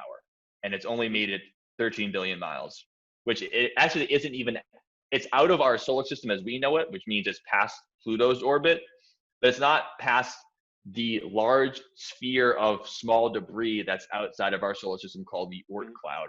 All these small dust and debris and planetoids and things like that. Some of them are almost the same size as Pluto. So the fastest thing we have and the farthest we've had it hasn't even gotten out of our little section yet. That's how tough it is to actually get things. And that thing's going 38,000 miles an hour. And that's as close as we can get right now for getting things out of here. Which is a fun fact, which is about the speed that the space shuttle has to achieve to get back into through the atmosphere of this Earth that we live on. Just because it's a wild ride to get back in and out. Oh yeah. Yeah, and out. Yeah, to get out of there. You're fighting gravity, and then when you come back in, you're fighting the atmosphere, which causes friction with it between the spacecraft and the surface of the atmosphere, which makes heat. Yeah, and that saves us, much like the magnetosphere helps us from radiation. Our atmosphere saves us from all kinds of space rocks coming down and pelting us every day. We would look like the moon otherwise, because the moon has no atmosphere. And that thing looks like a kid who didn't wear enough Clearasil in high school. That thing's all pockmarked up. It's all messed up. Yep. So to your point about how many stars there are around and how likely there is to be intelligent life somewhere else, or at least simple life, it seems completely unlikely to me that there isn't just tons of aliens all over the universe. There's just so much stuff out there, so many stars, so many planets, so much space. It doesn't make any sense to me that it wouldn't exist out there. The only part that it loses me on is that they already came to visit and they didn't have much to say besides, or let's crash. Besides what? What'd you say?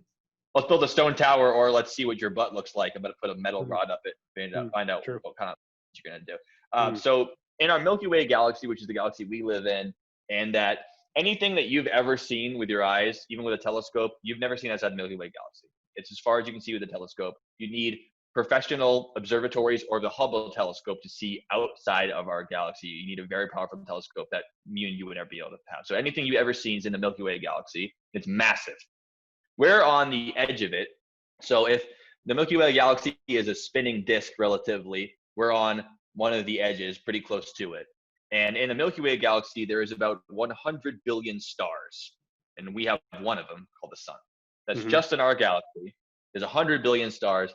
Let's say maybe 10% of them have any planets. Scientists think that much more of them have planets around them, maybe more than half do. Even if 10% of them have planets, if even 1% of those has a planet that's in the Goldilocks zone, that's a billion solar systems with potential Earths in it. I mean, that's a ton of potential planets that could have life on them, if not intelligent life, whether they're back in the before alien Jesus or post alien Jesus time. That's a lot of potential life forms that exist, even in our galaxy alone.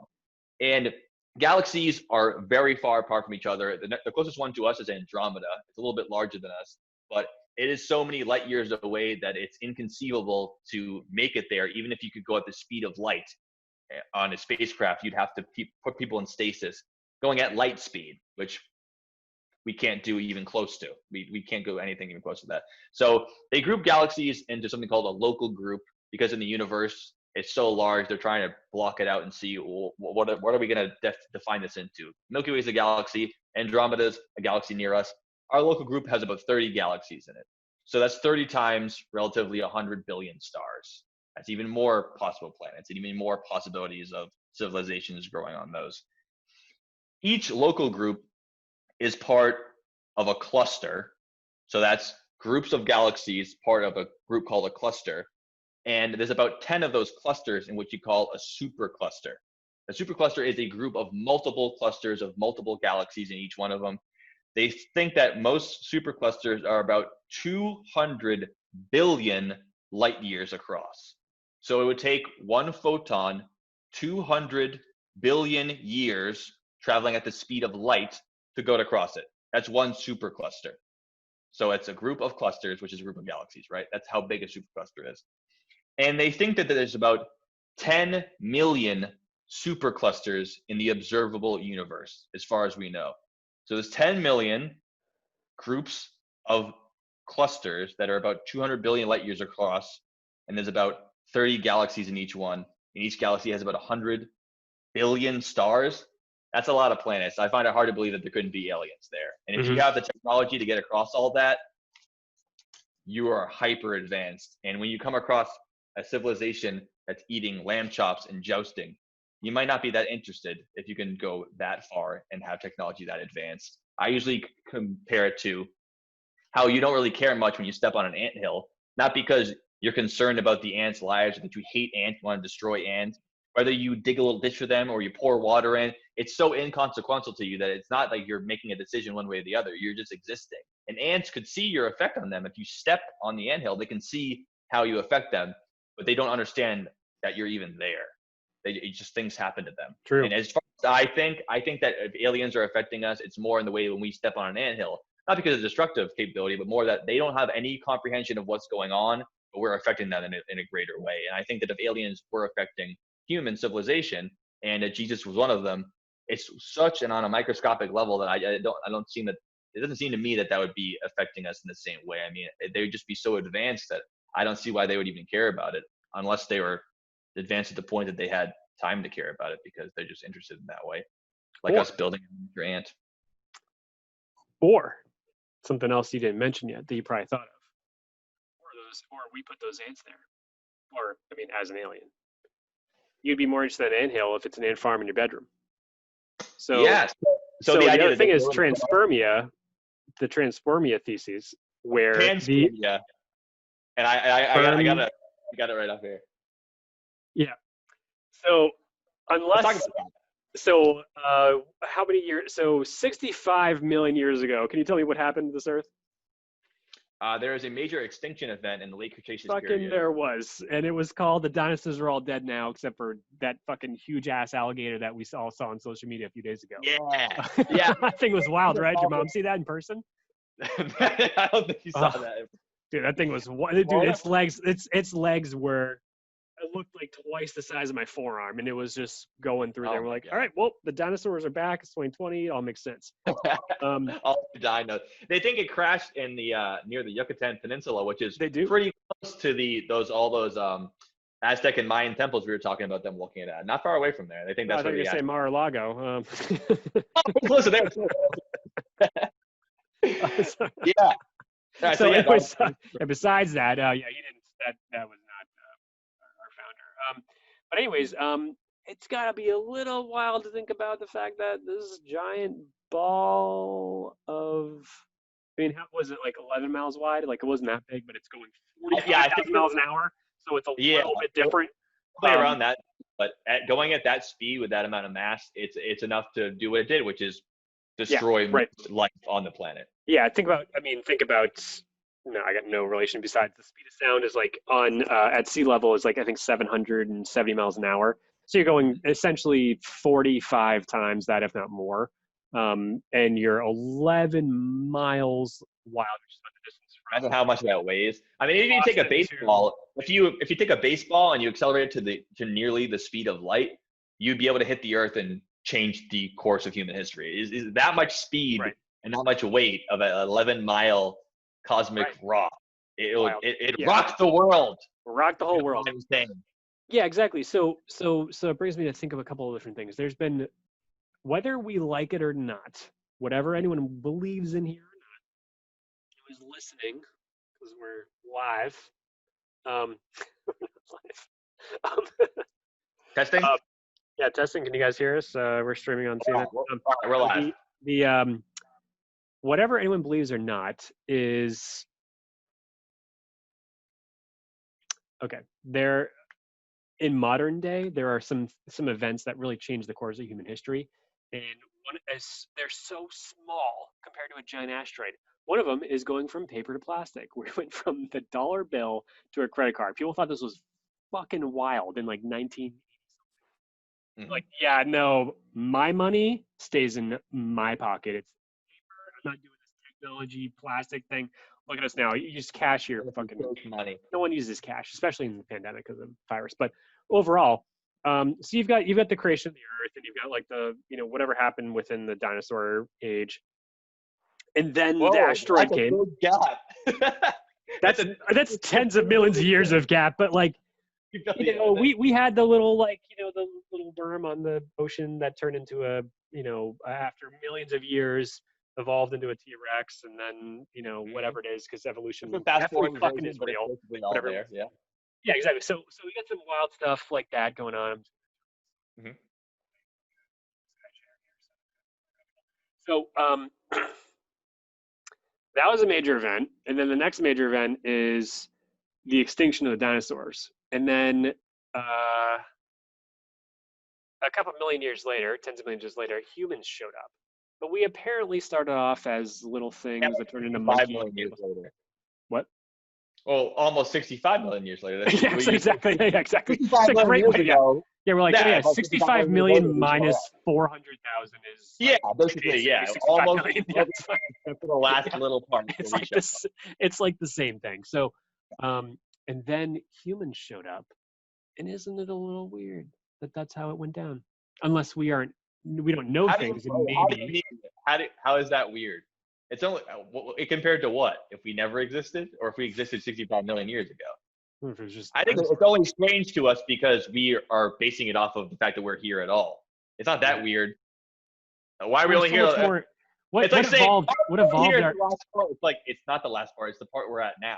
It's like asking a baby why it wasn't born in the year 1000. It's like, I mean, 1,000. I know, but like, well, yeah, because there's no other alternative. You either are here or you're not. I don't think it's odd that humans showed up so late in the game. It's odd that humans showed up at all, for sure. It's odd that apes showed up. It's odd that mammals showed up. true. It's all odd. But you know, I don't think we're any more special than them. We just can understand things more. We can build things. There's nothing about us that makes us different than them from a biological standpoint or from the cosmic history standpoint. We just can talk about it.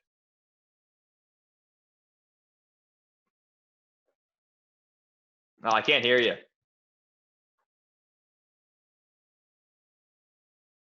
Yeah, I lost it. Can you hear me? I know, I can't hear you at all.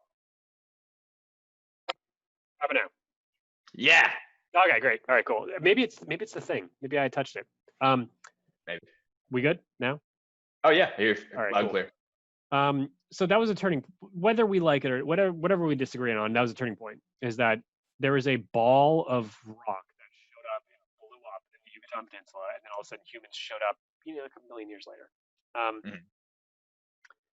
So aliens could have come here to help further the course of human history. They could have said, "Hey, you guys are really kind of acting like cavemen over there. Let's try to spice up a little bit. You guys are we are you just You're acting like cave aliens. you're acting like cave aliens, you people. You guys are like us, like a billion years ago. No, we're cavemen. They're like, yeah, you're aliens. Because to us, they're aliens. Don't forget, aliens don't think they're aliens, right? Because if we went to another planet, we are aliens. We are 100% aliens. We're all aliens. Yeah. Yeah, exactly. Right. You show up on Mars or something in the Andromeda galaxy, you're definitely an alien to them. Yeah.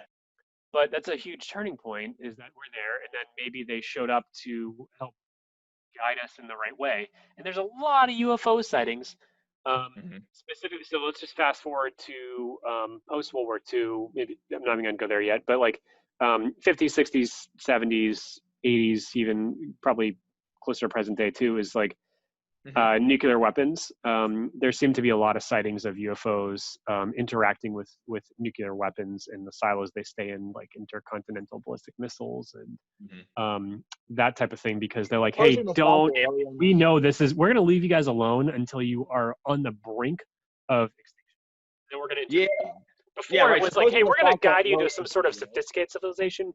Now you guys are all there, but you're still like a class. You probably go this, but you're like a class 8 civilization. Class 1 would be is all renewable resources. We're at class 0. I think there's 3. We're at 0. We're at 0, which means we're still.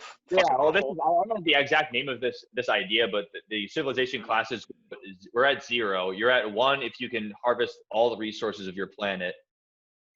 2 would be to harvest all the energy of your planet, not all the resources, all the energy of your planet. 2 would be the energy of a star, and then 3 would be the energy of your entire galaxy. So we can't actually harvest all the energy that's on our planet right now. We do things like we dig up things and burn them. Yeah, but if you could actually transfer an example, if you had solar panels around the entire planet that took all the sun in, and we have extracted all the energy from the Earth also, that would be like what they consider class 1, because we have complete mastery of all the energy on our planet. Right. Okay, so yeah, exactly. We're still eating animals. We're working our way up. Yeah, we're still burning fossil fuels. We're still doing these things that are detrimental to the world itself. Yeah, you're right. So they're trying to get us to that point where it's better, and they're probably already there. If there are aliens coming, I would say that if they're coming here, it means that they are, because you can't get at least class 1. Yeah, at least class 1, because I mean, to get millions of light years away, you can't burn fossil fuels or have solid rocket boosters or whatever it is. It's just not happening. So that brings my whole next segment of discussion. Are you ready for it? I am. Back after our I feel so much better. Pee break. Oh yeah, much better. I got some pretzels too. I wish I could share with you. They're so good. That's all right. Hmm. I ate dinner before this because I knew that we were going to be talking for a bit. Oh yeah, me too. What'd you eat? I had chicken noodle soup. Not even sick. It's great. Got the celery, carrots, all your food groups. I think the food groups are, what is it? Broth, vegetables, bird, and then whatever. Yeah, bird, yeah. Whatever celery is, I guess water. And then those are the 5 food groups. Mm, Oh, no, I meant good. of course. Nothing. I didn't hear the first part. So what do you want to launch into? Because I did want to touch on panspermia, because I think that's a way for the way that we are both viewing this. It comes together in that theory because a lot of science, it doesn't have a lot of proof of it, but on the same token, there's not a lot of evidence against it. It's more of an idea that could definitely be possible. Panspermia, I'll just read the definition they have up on Wikipedia, which is the hypothesis that life exists throughout the universe, distributed by space dust, meteors, asteroids, comets, or spacecraft. That's the alien aspect of it, carrying unintended contamination by microorganisms, or if you want to put the alien thing in there, deliberate bringing those over. Basically, the idea is that life has existed on other planets, and it could have arrived here through deliberate delivery from an outside life form, or possibly, and seems more evidence backs it up just because we have very few evidence either way, is that it could have crash landed on something like that, large asteroid. There's a lot of life forms, not many of them, but we have certain life forms that we found that can exist in the vacuum of space and are still able to procreate and asexually procreate afterwards, much like the tardigrade. I'm sure you've heard of the water bear, the microscopic organism that can survive in space. It even has little feet, little face. It's an extremophile, exactly. So that seems to be a way we can kind of merge these two ideas together into something that seems like something that we can agree on, mostly that it's very possible that this could be the way that life has existed. It's really hard to nail down the beginning of Earth life, and there's a lot of different theories on it. I don't subscribe to this one completely. I think there's a different one that's probably more what I think that happened, but this one is very popular and definitely could hook up with the idea of Jesus's forefathers, the aliens, actually seeding life on the planet, much in the way that you mentioned would be making your own ant farm rather than having an ant hill that exists in the universe. What do you think about panspermia? It's a great question, Joe. Also, I didn't mention it's a very sexy name. I want to put that out there. It's a sexy name. Yeah, that's right. Panspermia. What did I call it originally? Transpermia? Panspermia, which is even sexier. Yeah, I think that's when you put a turkey baster up a girl and squeeze it if you can. Yes, and that's totally that transpermia, and we're totally for that. And we're for all kinds of spermia. Whatever, all kinds of spermia. It's all good, What do I think of transpermia? I mean, I can't disagree with anything you're saying. I just know, it's the most efficient way to get your species. So here's a great example. Say your Earth is going to shit. Say you're billions of light years away. Let's try to do a thought experiment. I don't know if I can imagine that if the Earth is going. Right? Yeah, your shit's going to fucking dick, and you're imagine it. And you're an intelligent, you guys are all right, we gotta survive, and we're all gonna die. So there's not really much we can do, but we can send this fucking rock full of shit, aka human spores, a couple billion light years away to go hit this fucking great planet because we're smart enough, because we're at that point. And unfortunately, we're all going to die, but these are going to be our ancestors that are going to, it's going to take them a couple million years, but they're going to come back too. So all of a sudden, our DNA as Earthlings is really driven from another planet. And specifically, let me ask you this. Please. Or tell you this. Because I already have a question for you, but what you just said, you said human spores, which you lost me on right away. But they're not spores don't exist. Yeah, I know they don't exist, but there's, we're talking about billions of light years ahead of ourselves. There's got to be some sort of DNA programmable situation that. Yeah, well, I think there's a case to be made if they have that much advanced planning that they could seed. What I understand with panspermia is that life beginning on the planet was singular cellular life forms, and they could have planned out that. Right, that this is going to turn into this, and billion years, it'll eventually be intelligent life, much in the way that maybe they started or they've seen other planets start. I can see that. I don't think they dropped human spores down and then it grew into people, though. I think it took No, pretty not at all. yeah. I don't think so. I think you're completely onto that because I don't. I We can't disprove it. I mean, I don't know. I want to at least clarify that because I think that we still think the same way how life developed on the planet. It's hard to say where it started. It's very hard to say where it started. It's very hard to say where not just life, but where intelligent life developed, and how you Sure. went from a fucking worm to this. Yeah. And that's a little odd.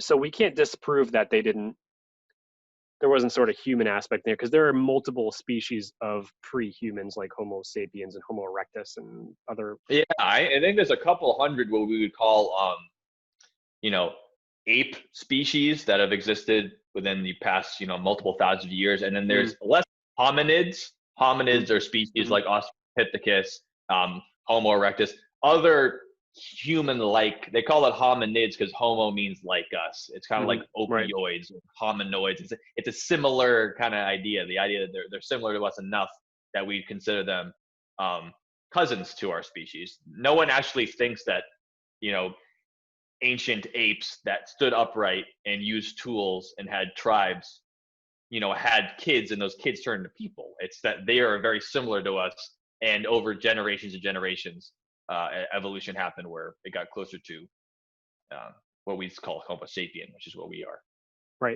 Right, exactly. So back to my theory on transpermia. So I was on a thought train. I lost a little bit. Oh my God, say it again.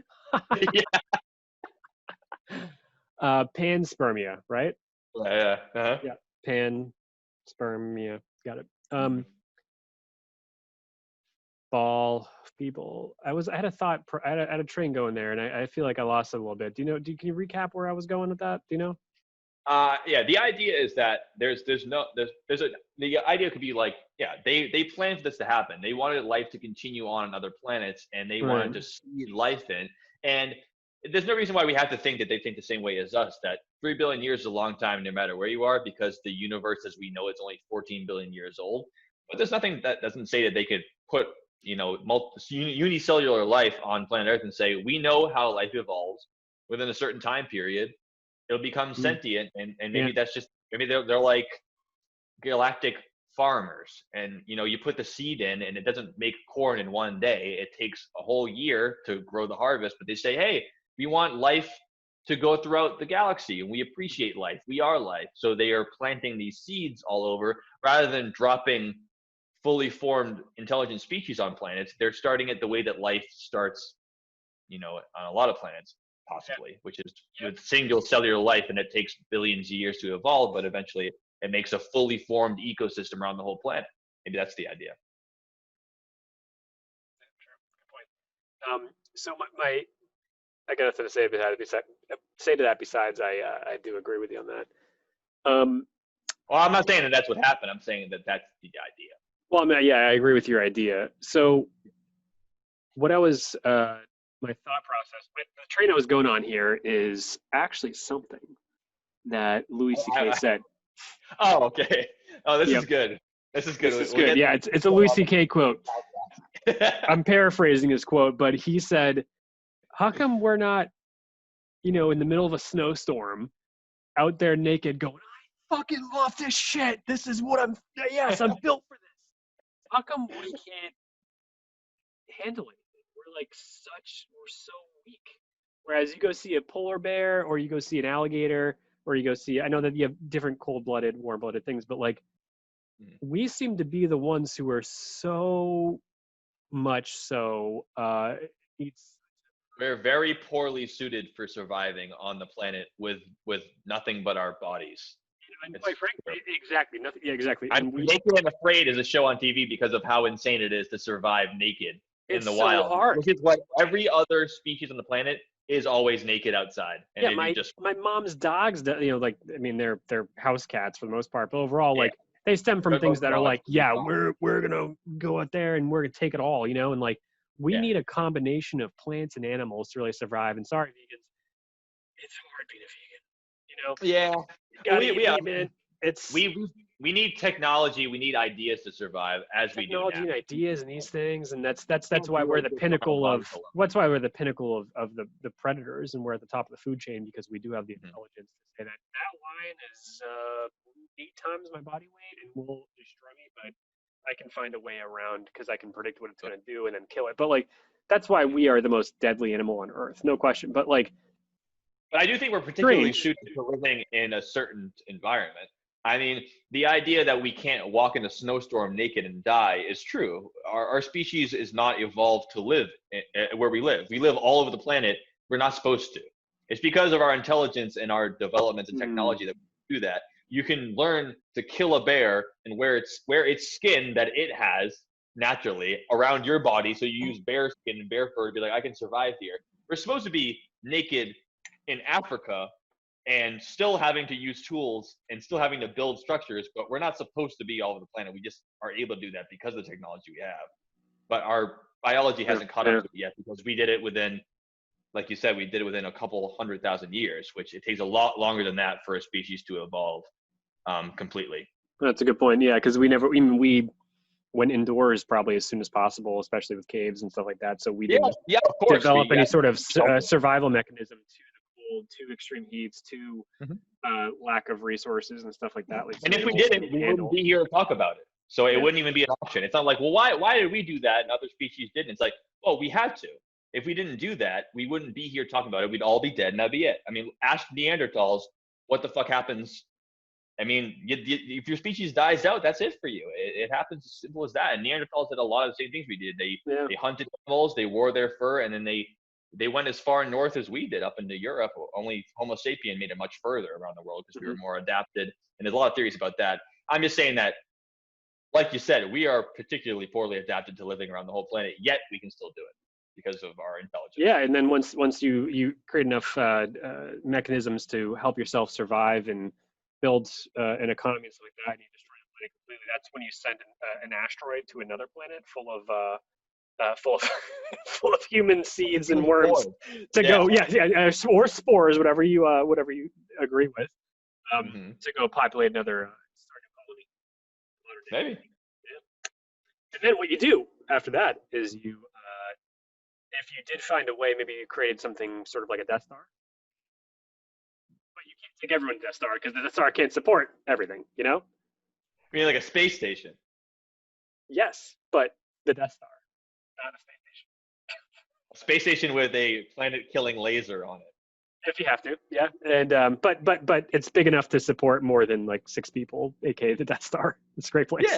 Well, I mean, the Death Star is still a space station. It's a massive space station, but it's not, you know. The ISS is not big, but the Death Star is really big, right? Like Death Star's pretty big. So. Yeah, but they're both space stations. One of them is the size of a moon, and one of them is just like a living room. Yeah, both have artificial gravity. They both have regenerative. Oh, the ISS doesn't have artificial gravity though. That's we haven't done that before. Right. Sorry, I was thinking of a mixture of 2001 Alien and 2001, where it spins and it creates. Yeah. Sorry, That doesn't exist, but that is a way to create artificial gravity. Theoretically. Yep, exactly. So, so you've got people living on the Death Star, and then they are developing their technology because they brought their, by the time our society is completely burnt out, we're at the turning point now, according to scientists. But we'll see how that goes. But you can speculate that they're at a point where they go, okay, well, we sent these people here, or this asteroid there, millions of years ago. Let's check in on them. Okay, whoa, they're developing nuclear technology. They might kill themselves. Yeah, we didn't plan on that one. Let's go stop that real quick, so they can continue a path forward to survive. And it's more important than we think. So that's kind of my theory on that one. Is, do I believe in transpermia? It's tough. So my God, panspermia. I'm like, once I'm stuck in it, it's like Transylvania, the movie, and like, I'm just caught up in it. Panspermia. I believe in a homospermia, and that's it. I mean, heterospermia. So once you're on that one, as far as panspermia goes, it's a tough one to disprove or prove. I don't really know. I mean, I'm not educated enough to have any sort of understanding. What's next on your list? Because I got something too. Gotcha. All right. So just to loop it back around to the last thing I want to talk about, which is the idea that Jesus is an alien. There's Yep, multiple that's what I was people. thinking. Mm-hmm. There's multiple people on planet Earth right now who are very popular.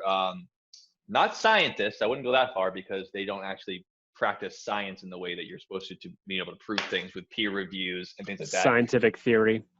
Yeah, I would consider them more Speculators.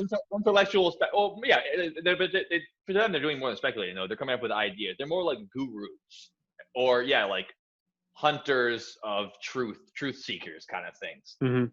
Two of the big names that I came up with are the one that's closer to us now is David Hatcher Childress, who you might see on a lot of things like the Ancient Aliens TV show Yep. Mm-hmm. and things like that. He is a particularly interesting person because he believes in a lot of the things that we're talking about today, which is, the idea that aliens have come down and they're actually have influenced the way that human culture has developed and all of our theories. He also believes in a lot of other things too, though, which that's what makes me nervous, because when people are coming up with an idea, a lot of people who are scientists not only have to go through the scientific theory, which means hypothesis and disproving your data and having peers review it and double-blind studies, all things that are part of proving theories of the natural world, not just because you need to prove yourself to somebody like you're some kind of big shot, like, oh, I have to prove myself to you. It's about being able to recreate results and then provably do things. It's the reason why we can even create things like the International Space Station. Without provable science that works every single time, you can't actually do things like that. I know people nowadays, we're so used to it already being the way it is, and this is the way things are. It takes hundreds of years of people provably having to do the same thing and recreating experiments over and over and over again and having to work every time and having the math work every time the same for things to actually come to fruition. And when people start looking into things that are interesting, I like that, because people should be thinking of new ideas. You shouldn't just be shut down from your ideas. It crosses the line in me when you start thinking that your new ideas are just as valid as people who are dedicating their lives to studying science. And if your ideas are not able to be held up to scrutiny, they might still be true, but there's no way to prove it. You have to put them up to scrutiny, and if people can shut them down, you have to go back to the drawing board. The most technically gifted and intelligent scientists in history all have had their ideas shut down, not just by other people, by themselves. When you go into an experiment, here's your idea, you have to try to prove yourself wrong, and then when you prove yourself right, you have to put it up to the whole world, and they have to all try to prove you wrong. And if they prove you wrong, you're supposed to bow out and say, all right, that wasn't right, back to the drawing board. You're not supposed to say, I'm going to fight tooth and nail to prove you guys wrong. My ideas doesn't work. So guys like this person, this is a couple of lists of what he believes is factual. Nikola Tesla, that's always a famous one. He's got all kinds of crazy ideas at the time. That guy was a proven scientist for a lot of things. UFOs, ancient astronauts, things we've been talking about. Seems all hard to prove at that point, but not completely out of the question. We start to get into anti-gravity technology that has existed, he claims, Vimana, which are spacecrafts that are written in Hindu texts, which are about as close as that the eye ring from Ezekiel. It's reading a text and saying, well, they wrote this down, therefore it did exist. We just lost the idea of it. Then it gets into time travel, cryptozoology, the Yeti, Sasquatch. It starts to be like you're doing a catch-all for all strange things that are hard to prove. And even though I'm not going to disprove any of those things in one conversation, when you start throwing a wide net on like that, it starts to make me a little bit nervous that you're actually trying to prove these things right, rather than just trying to reach for strange and interesting ideas and then nailing your stake down and saying that's got to be true too. I mean, do you believe that aliens are actually part of the idea that we change the world, ancient astronauts, things like that, and that's the same way you believe in the Yeti and Sasquatch? I mean, doesn't mean they're all not true, but I find it hard that you're casting a wide net and saying this is all true, and no one believes me because they don't want you to hear the truth. Well, maybe those are all true, but you should dedicate yourself to one of them and try to prove them right before you start trying to. Everything that anyone's ever said that's strange is all true. That seems very odd to me. It's very hard to be the jack of all trades, the master of none in the category, like something that is extraordinary claims require extraordinary evidence. And this is all of those times a billion. But there is one thing that we haven't covered yet. What's that? That ties these all together, and it can be it can be the adhesive that brings them all into the same category. I can't really speak to cryptozoology regarding like Sasquatch and stuff like that because I That's the don't chupacabra, Sasquatch, the Mothman. That's all that idea, right? Skinwalker. Ogopogo, the Loch Ness monster. Did you say that already? Oh yeah, the big Yep. hits. Loch Ness. We have a great history with Nessie. Yeah, We Loch love. Ness has a lot. Nessie has a lot of other locations as well, like in Canada and in Japan Okay. and Lake Michigan, I think. And that's another conversation because I don't think that that's a. I don't know if that's real or not real. Right, but yeah, my It is idea is not to disprove that. It's just that when people start lumping in all those things together, it starts to kind of discredit you because now you're just saying everything that's interesting is true. Yeah, that's why I think it's weird. I mean, like I've And done. I want to get that out of the way quick though before you move on. I don't want to Yeah, say that I don't think this is not interesting. I think Ancient Aliens, the idea is interesting as hell. It's yeah, so interesting. The idea, the whole thing's interesting. That's where it gets dangerous in my mind, though. Not dangerous like it's gonna harm anybody, but dangerous scientifically that just because you want something to be true, just because it's interesting to you, doesn't make it true at all. It doesn't matter what you think or what's cool or mhm, not cool, interesting or not interesting, what is going to be more beneficial to the world or not. Truth within science is true whether you believe it or not. right, It just right, is the way it is. And that's why you can do the same math problem and build the same plane engine and it works whether you understand why it works or not. It just works because that's the right. way that science works. It's So right. just because Ancient Aliens is cool as hell, it's an interesting idea, that doesn't make it true just because it's interesting. I want to get that out of the way just because that's it. Sorry, go ahead. Oh, absolutely. But it's also interesting because there's so much unknown. I'd say most things are unknown about it. So it's one thing left to study where it's going to take archaeologists. It's going to take Yeah.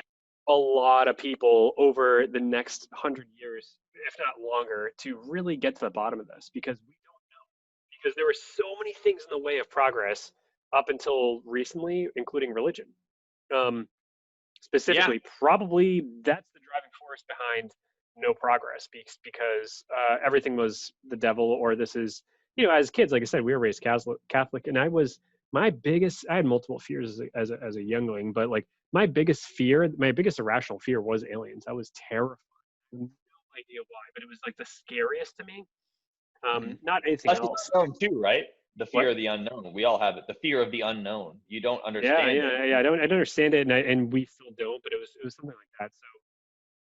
Um, so I just think that it's something else that you can try to go down a wormhole on because like again, if you buy a 1962 Saab, whatever it is, you go, hey, this is cool. All right, I picked up this thing for $2,000. This is nice. I get to learn more about this car. It's gonna have problems. It's gonna make mistakes. I'm gonna drive. It's gonna have some weird vibration, and all of a sudden it won't start one day. And I'm gonna buy the owner, like the mechanic's manual, and learn more about that.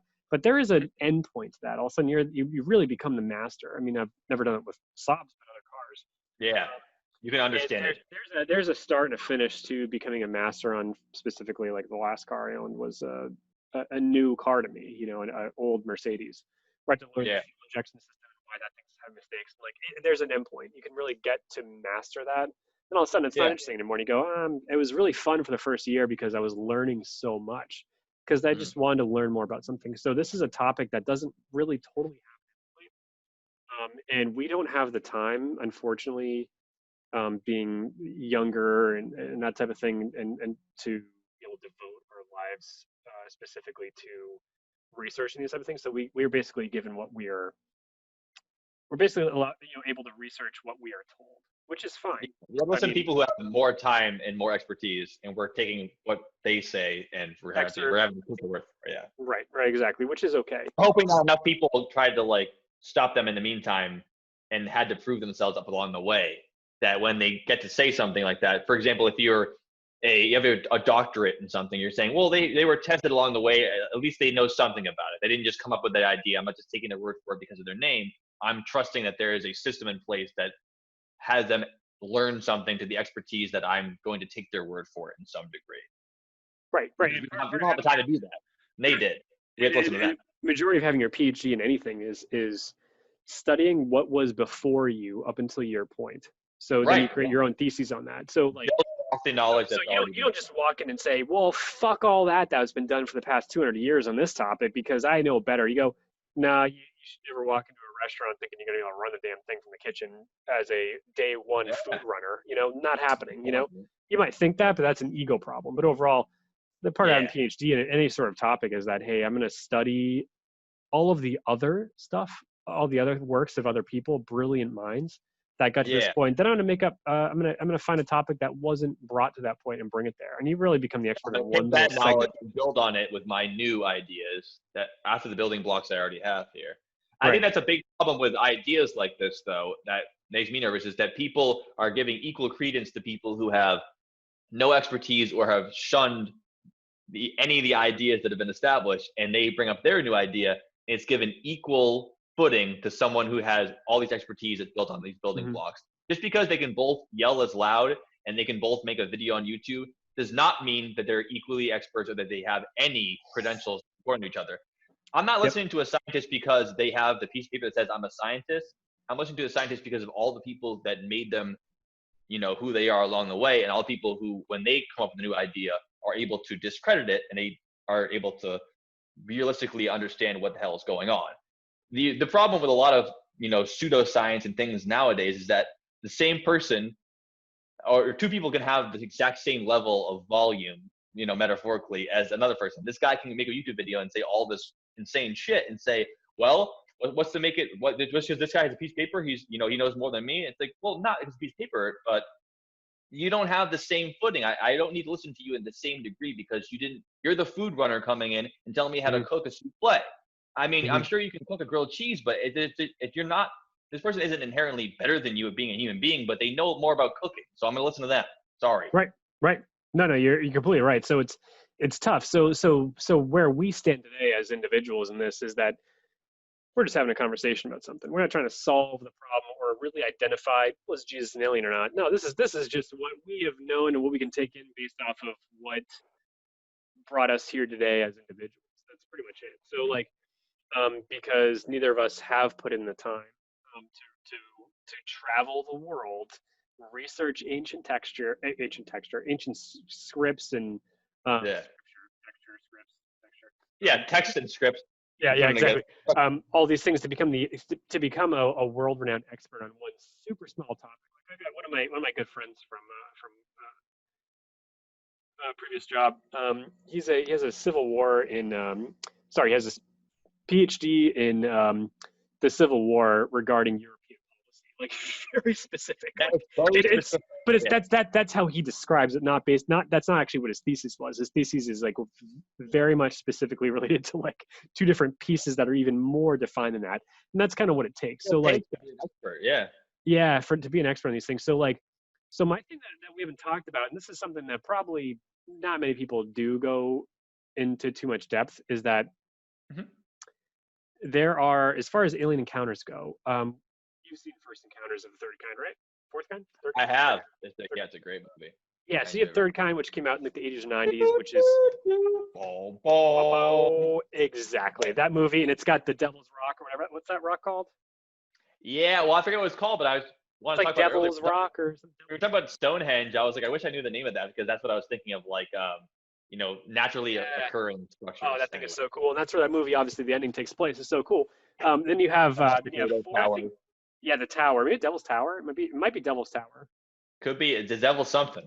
Tell you that. It's definitely Devil's Tower. And I would think Devil's Tower because it's very thin. It's not very thin. I mean, it's still like It's girthy. 800 yards long. It's not thin, but it's pretty cool and tall. But so you have First Encounters of the Third Kind, which is that movie. Great movie. Yeah, it's Close Encounters of the Third Kind. You're talking about Close Encounters of the Fourth Kind, right? Well, you have Close Encounters of the Third. So this is what I'm saying. So, Project Blue Book was a segment of the Air Force that was put into place to research encounters with aliens or UFOs.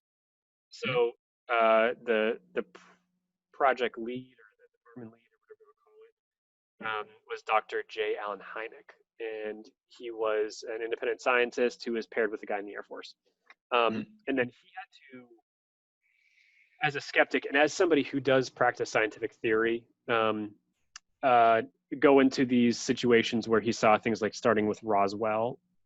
What's their You know what his area was? Was he like an aeronautics expert? Was he astrological expert or astronomer? What do you think it I don't was? know. I don't know. I'd have to assume it was probably something to do with aircraft.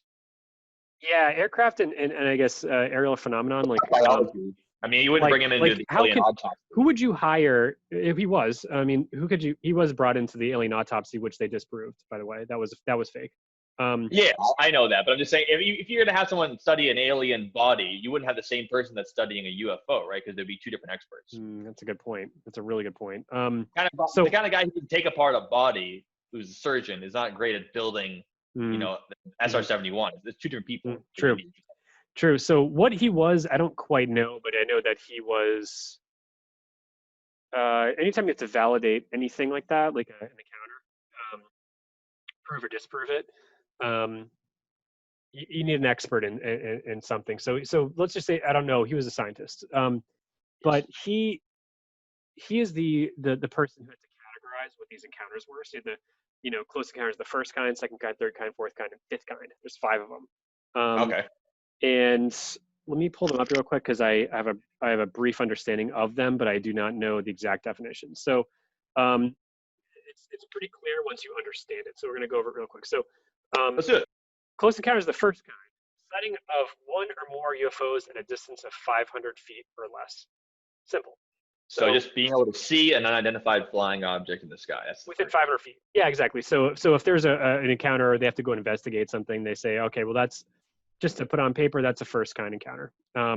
Second kind is sighting of UFO with associated physical effects. An example is heat or electrical interference.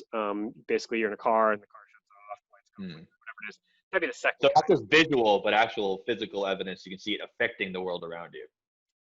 Perfect. Exactly. You see some sort of something that isn't just a. So it's just your eyes. You can measure it in some degree. Yeah, exactly. So you could see a birthday balloon that's silver floating in the air, and you think it's a UFO. That would technically be a first kind, whether it's a birthday balloon or not, because it's not really doing the environment around it. Right. Because going forward, just so we understand it, UFO, everyone always associates it with it being an alien spacecraft. That's not what that phrase means. It just means unidentified flying object. You go from there. Exactly. Unidentified flying object. It could be a weather balloon, could be a helicopter, could be an alien spacecraft. They're all UFOs. It's just as you learn more about it is when you have to understand what it actually is. UFO just means you don't know what it is. It's in the sky. Yep, exactly. It generally could be anything. I mean, we've all seen things that you go, what is that? And it goes away and you go, what, probably just landing lights from an airplane. I live near Logan or something like that, or. Yeah, I've seen a ton of UFOs. It usually ends up being a plane, but it's viewed before I can eye it, and then it becomes an IFO. Yeah, exactly. I got a great example of that after this. It's like, somebody wrote in the residents of Marlborough, Massachusetts to something they saw in Harvard. And I was like, I know what that is. It's not a UFO. This is some kid who was like, I don't know what this was, but it was wild. I was like, I know exactly what that is. So yeah, I just want to establish that before we get to the other 3 kinds, because I just want to be like, yeah, it's really fun to disprove, which is kind of what Dr. Jano Hynek did. His job was to disprove these settings. Most majority of them, he wasn't able to do so, but in some autopsy, that was very good. So first encounter of the scientists' jobs are though, right? Their jobs are, like we said earlier, their jobs are to disprove things, and then when you're disproving things, you can come to your conclusions, and that becomes what you realize is more accurately the truth. His job isn't to go in there and say these are all aliens. His job is definitely aliens. Him to go in there and say they aren't aliens, and if you can't say they aren't, then now we got something here. Yeah, right. So close encounters of the third kind, sighting of an animated being. So now we're bringing in like some kind of you see a figure kind of being there. Yeah. Okay. Yeah, exactly. So they're not universally recognized, but typically you could see an aircraft with something on it, or you could see some sort of weird phenomenon with a being-ish in the forest or something. If you're a fishing trip or something like that, that'll be a third kind. So you're getting up there now. Sure. Now it's an alien. What was that? Or not? Yeah. Now it's starting to look like more that it's an alien or some kind of unidentified. Yeah, there's something rather than just a object. So this is when it gets kind of weird. So, Yeah, specifically. So Close Together, the Fourth Kind was, sorry, I think it was called, was it just called The Fourth Kind, the movie? Yes. Yeah, and what was that about, Joe? Did you see Uh, it? I, bel I believe that's when you introduce aliens to your parents and things starting to get really. Yes, exactly. Yeah, Not just texting anymore. Like now, it's starting to get serious. The fourth it's time. starting to get serious. Um, so the Fourth Kind is about abductions. So yeah, that's specifically it. So It's when they interact with you, with the actual person, the observer, yeah. So basically, all the other things, effects don't the fourth affect. kind, you're part of it. Yeah, it doesn't actually affect you. It might scare you. It might startle you. It might shock Sure. you. But all of a sudden, when it's a tangent, they're actually touching you specifically as a person. Affecting you. Gotcha. So, um, wow, you know what? Actually, I learned something today. I thought that it stopped at the fifth kind. It goes on to the seventh kind. Oh boy. The fifth What's the kind fifth was kind? the fifth kind is really my point here. That was kind of about Jesus. But we'll All just right. for Good. just for Because the sake. Jesus was an alien. And let's not lose that point through this whole conversation. Yeah, Jesus was an alien. right. That's it. So, the fifth kind Challenge of the is fifth kind is when you get crucified for the sins of humanity. yeah, And then exactly you right. become the And major then we move to religion the in the sixth world. kind, which is yeah. No, but the fifth kind is voluntary bilateral contact between humans and extraterrestrials. So Mm. specifically, what that So means is first contact. this is human initiated alien contact. That's what it means. Gotcha. And then they A respond. means of communication. Yeah, they respond. The Gotcha. sixth kind is kind of fucked up. I didn't know this. Ooh. Sixth kind is death of a human or animal associated with a UFO sighting. So, example of this would be like a cattle. Cows. Yes. Cow mutilation. Yeah. And this is even weirder. I didn't know this. There's a seventh kind. Again, these were all created in the 40s or 50s or 60s by Yeah. Dr. Hynek. The seventh kind is the creation of a human alien hybrid either by sexual reproduction or by artificial scientific methods. Wow, that's quite a leap from murdering a cow to having sex with an alien and it producing offspring that's viable life form. I mean, it seems so unlikely because of the fact that you could have sex with a chimpanzee and it still wouldn't birth anything, and they are 98% the same DNA as us. So it seems insane that an alien would be able to procreate with a species that's not their species, but a completely different planet. They would have to use a lot of whatever technology they might have in order to accomplish something like that. Yeah, so weird. I mean, who knows what they could be doing with it? But there is a Gene splicing or something to that degree, right? It would have to be a yeah, genetic. something. Who knows what they're doing? But like, there was a movie that came out. It was like a documentary that came out called "I Know What I Saw" in 2015, I think, 2014, 15, 16, something like that. And I know what you did last there's time. one guy. I started dying laughing because he's this old dude who lives in Vermont or something, and he kept getting he had paintings for his entire house of him. With all these aliens, and he's like, I got abducted these beautiful women up there. I'm like, okay, all right. Oh yeah. I've heard a couple of these stories where they're like, their faces look different, but they look so Long, sexy. beautiful, sexy hair, and they extracted his semen into a Tupperware container. And yeah. taking it from him. I'm like, you can't just tell me your aspirations and fantasies. You have to actually tell me a story that actually happened to you, man. He's like, no. Yeah, like I'm not gonna disprove that, man. But I'm like, all right. Wouldn't that be great for you? Yeah, I'm like, I don't know why they'd. The thing is, like, that's the thing is though, like, how are we to judge? I mean, we don't know why they'd want his. He might have some weird DNA that we don't know about. What? What did his wife think about that whole story? She wasn't interviewed at the time. I don't think he had one. Is my point. He's just trying to cover up the fact that he was sleeping with someone. Yeah. Why do you have glitter all over your face? Well, a funny story about that. Huh? Weirdly thing. I was driving the truck down, 101, and all of a sudden, 3 days later, I show up with glitter all over me, and I get this semen container of Tupperware, and Yeah, that's how the aliens did it. I'm thinking about the guy. I have a strong suspicion that he's not in a committed relationship with someone. I think that he probably pretty lonely guy. Yeah, I think maybe he's going a little nuts. A little bit. It's possible. Who knows? But that's the kind of stuff that I'm not a scientist. I don't know. No, me neither. But I don't know. That's the kind of thing that throws a wrench in shit, though, because you hear for every story you hear that seems a little more plausible and it seems a little bit like less like they have an intention and like a narrative they're going for, you hear a story about a guy who says he banged a hot, sexy, tall, blonde alien. And you're like, well, wait a minute, because this guy had a pretty good story. And then you're doing this one, you're kind of throwing in the good story with the bad. Like, you're kind of ruining the whole thing. Like, if 50 people tell stories that seem interesting and plausible, and 50 people tell stories about, why all their cows are dead, it kind of spoils, like a bad apple spoils the bunch kind of thing, where it makes it hard for people to take it seriously when so many people are saying kooky ass stories about it. Yeah, there's a like MUFON, Mutual UFO Network, the acronym. There's it's basically a database of UFO sightings and reports of like this kind type of thing, and there's a lot of them, and you'd be shocked. So like if you can go to right now and look up sightings, it's a whole database. You heard them. Look them up. What? MUFON, they're ufologists. Yep, guys, MUFON, ufologists. You can go back to several years back, and you can see in your area within year-round Providence the sightings that come in, and people report them, which is weird because I can't figure out how to report them.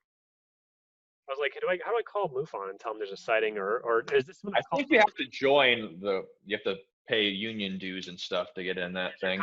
It's your confirmation bias problem. If you're part of MUFON and you're calling it UFOs all the time, it might be that every time you see an airplane with landing lights on, you're gonna go, what? And then they disappear. I mean, dude, that's everything looks like a nail kind of deal. Yeah, I mean, that's my big thing is like if you see it, like I live 14 miles north of Logan Airport, and like I'm right on the flight path, and they put their landing gear down right over my house. It's so cool. But they start the process over the Atlantic Ocean, then come over my house and type of thing. And the landing lights are the pilot or what their protocols are. They put the landing light on early, and if it's nighttime and kind of cloudy and it's coming right at you like this, you see the light, and then the airplane does this to turn, and all of a sudden it's gone. Oh, the light's gone. Light's gone. You go, what? I just saw a light for 1 minute. Now it's gone. What was that about? And you can sometimes, depending on how hot or how the wind is, whatever it is, you might not hear it. There's a lot of different variables in there. Yeah.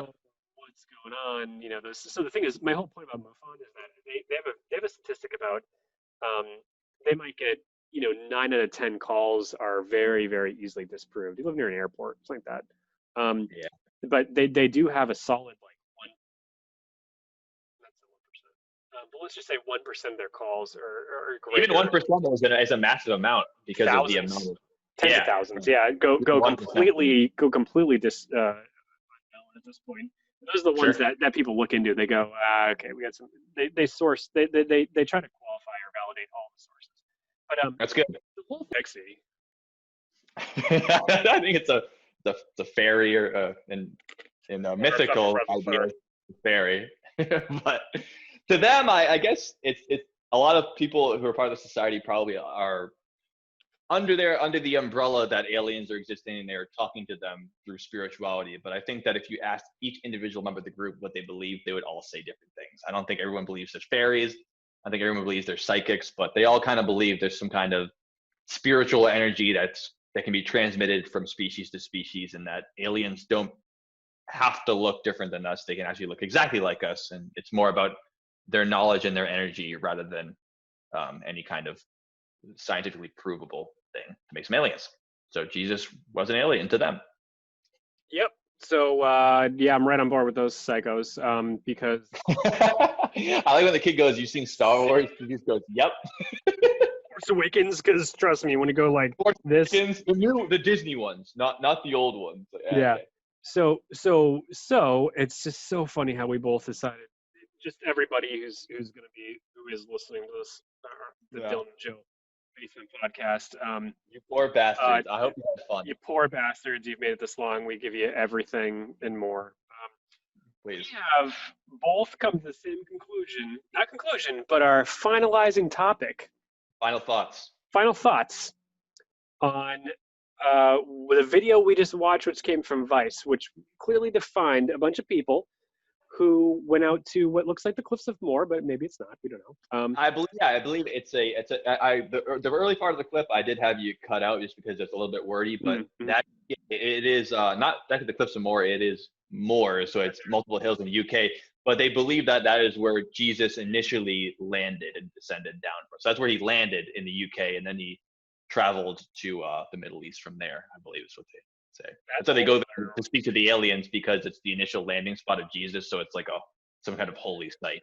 Yeah, that's something I've never heard before. That's a pretty wild theory. And they have their spiritual battery that they carry up the hill with them, and then they put it up there, and the folks are touching it, and they're using their energy to speak to the alien. That's what that device was. That was some sort of spiritual battery. Yeah, it's a spiritual battery. This that's is also more transmitted.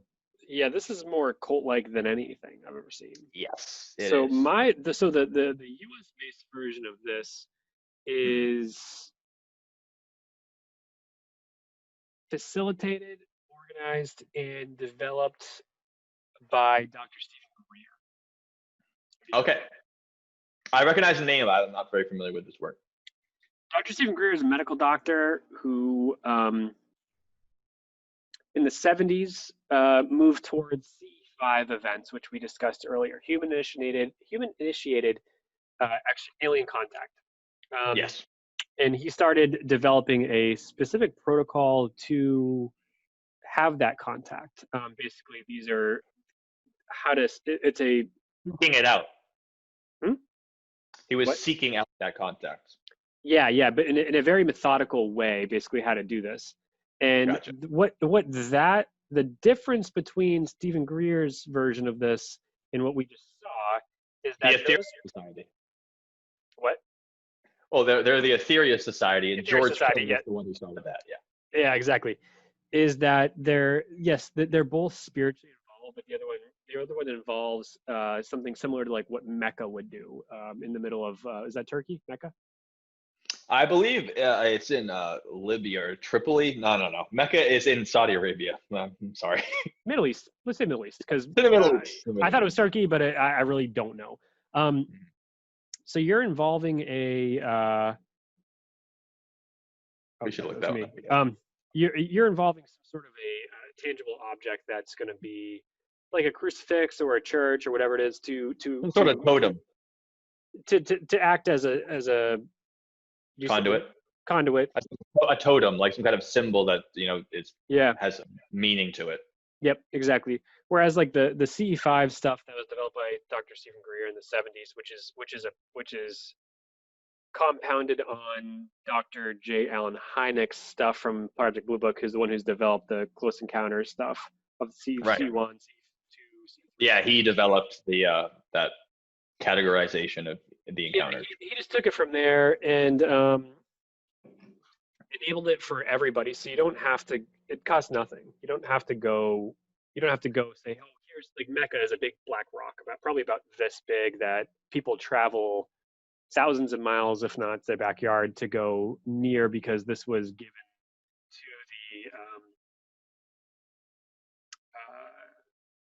to the Islamic culture, like 1,000, 2,000 years ago.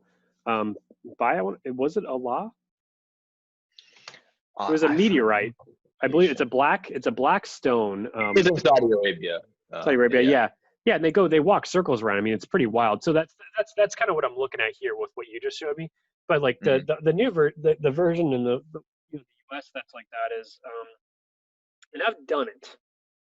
And have I had any results? I don't know. Done it. But they can. I have, yeah, and you can do it too. They have, and you might think I'm a psycho, but like. They have. How do we know you're a psycho? You're my friend. We know that, yeah, but they have different categories of this, and like I've always felt very spiritual as a kid. I was the kid who was like 5, 6, 7 years old who would like in my bedroom sit around it and like try to hope someone would come there and have some spiritual things. So like I'm someone who gets like a lot of chills in my spine when I know or feel something. Maybe I've been very close to death my entire life, and like in a positive way, not a negative way. And I've been around psychics a lot, especially living in where I live and that type of thing. And like, I have some sort of intuition and things. I don't have like the mark of my palm, like Massachusetts. I don't have like the mark of my palm that a lot of people do. So I know I'm not a mind reader or a fortune teller or anything like that. It's not happening. But like overall, I have built up mechanisms over time to be able to deal with like stuff. There's a lot of energy in Salem, 100%. It's absolutely here. it can be very, not necessarily as negative, but it's a conduit for that type of thing. So, anyways, long Sure. story short, and I believe that, I firmly do, I really really do. And as far as like alien contact goes and stuff like that, and Jesus being an alien and putting some sort of closure on this topic, Hmm. is that the Jesus that may or may not have been real 2,000 years ago ish. I get nothing to say about that. I really don't know. There's some tangible evidence that this happened. It's also pretty crazy that some poor guy all of a sudden was like not a political figure, nothing that became like this revolutionary uh, example of how to live life. Because again, human nature hasn't changed really ever. It just doesn't change. True. It's in our DNA to Yeah. be everything we are, and Society then all of a has sudden, also changed, but human nature hasn't changed throughout it. It's just how we deal with that nature that's yeah, changed. exactly. So you got all of a sudden you get a celebrity out of nothing, which happens, but like to change ideology so drastically from things Mhm. may have been necessary to the development of our culture, because there wasn't, who knows how much progress was in the making for that time. There was a lot of bad ideas. There was a lot of dictatorship. There was a lot of rulers and kings and stuff like that. That Mhm. how much longer could you go like that? I don't know, without this being just like crazy. But overall, back to the spiritualism things of this Yeah, is and that, that's like, a whole topic because I can do another 3 hours on the spread of yeah, Christianity. exactly. So was Jesus put here by God himself as someone who's from another planet, and his father lives in a different dimension? We both know that there's another dimension thing going on here, and I think that might be it. And as far as if you use the CE5 method, which is what it's called, to look at, to try to summon alien, like UFOs type of thing, it's Mhm. not that uh, they might be in the universe, maybe somewhere else, and then all of a sudden they get a connection, because like there's an element to human beings that is the consciousness, is that we have, like, the free will and the ability to close your eyes and to look at the third eye, which I believe in, and try to summon something and try to see something and connect with something else. It's very Mhm. much there. It's why, and even in the past 30, 40 years, especially since the 50s and 60s, we've gotten more. You go to spiritualism from, the introduction of, well, the reintroduction of like marijuana and psychedelics. They get to this next stage of consciousness. You realize there's something more to them being just a housewife and dressed in this and then spend the rest of my life like this. There's something else with that. Connect with something else. And then Mhm. if you can manifest something with your, you cannot manifest thoughts. If I say, hey, I want to, there's a rat running in the ground right there. You try to be a Jedi and you go, I'm going to kill that rat with my thought. Not happening. Mhm. No, it's not. Your thoughts aren't that powerful, but your intentions can be very powerful. And Mhm. if you go to a place of, so yoga hopefully brings you to a complete place of peace, um, and general understanding of something else. No one really, it's hard to identify that. It can be called a lot of different things, but Something beyond ourselves. the inner self's a pure intention. Um, of peace, not anything else, because our egos get in the way of almost everything that you could ever do.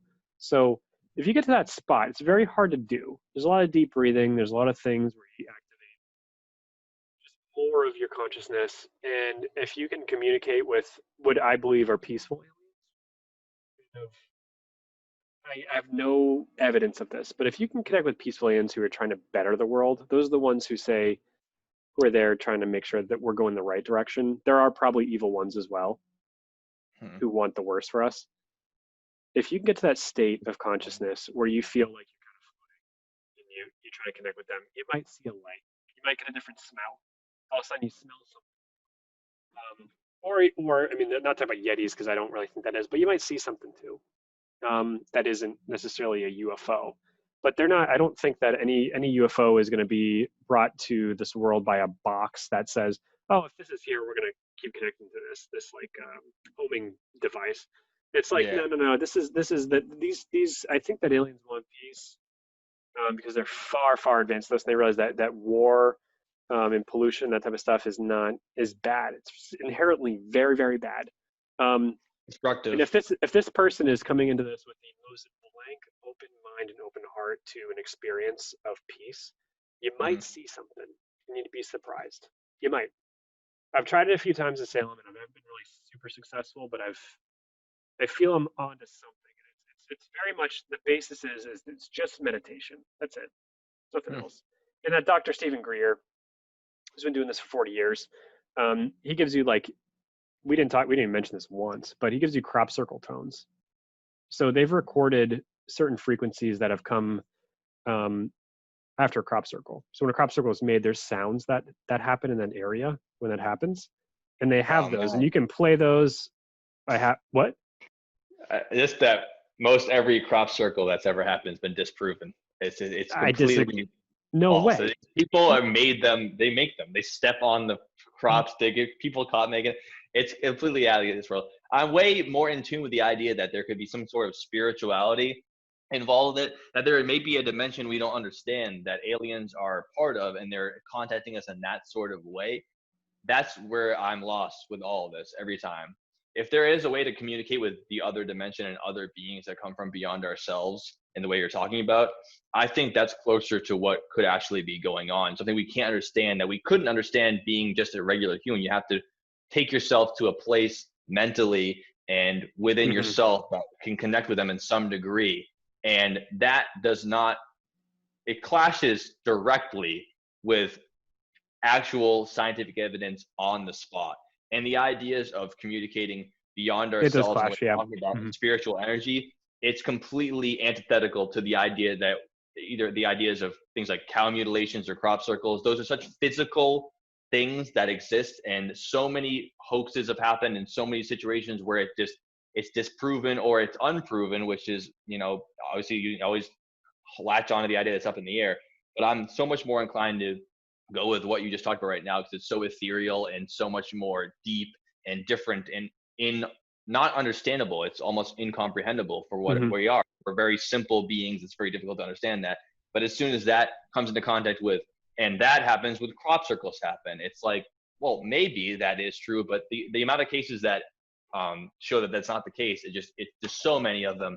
And I am always on the side of, if you want to talk about things that are beyond ourselves, the idea that Jesus could be this being from another dimension that we don't understand, I can get on board with that forever. And I think a lot of people might not be inclined to understand that, but they don't look within themselves that way and think about the ideas that could be beyond what we understand. But as soon as people take that and they go, and that's why when I have my e-meter and I bring it up to a crop circle, that's why that happens. And it's like, well, no, you gotta pick one lane here. Either we can prove it and it's physically understandable by the science we have now and it's measurable, or it's an immeasurable thing that's beyond ourselves and we are not capable of understanding the true nature of it right now, but maybe we will if we learn more about it. Or you can prove it right now, which I don't believe you can. No one can prove it right now, but I believe that you're 75% on with the spiritual aspect of things, that this is for somebody to get here. It has to be a transdimensional thing. Like there's no way that they're all of a sudden they're like, we're on a journey and we're the Jetsons and we're going Yeah, it seems like that miles to would get be here to go visit and then have a something. thing. Maybe Yeah. some cultures are like that as far as UFOs go, but overall they're probably transdimensional. If you can link into that, they Mm, want to communicate as long as you're peaceful. Um, mm, but as far as crop circles go, I disagree with you completely. okay. Um, there are crop circles that are like radioactive, and it looks like they went through a microwave, which is Mm, impossible when you have a 2x4 with two ropes attached to it and you're doing this whole thing to it. Another conversation with that, and that's a whole nother thing. The crop circle thing, yeah, the guys in the that's 80s are not.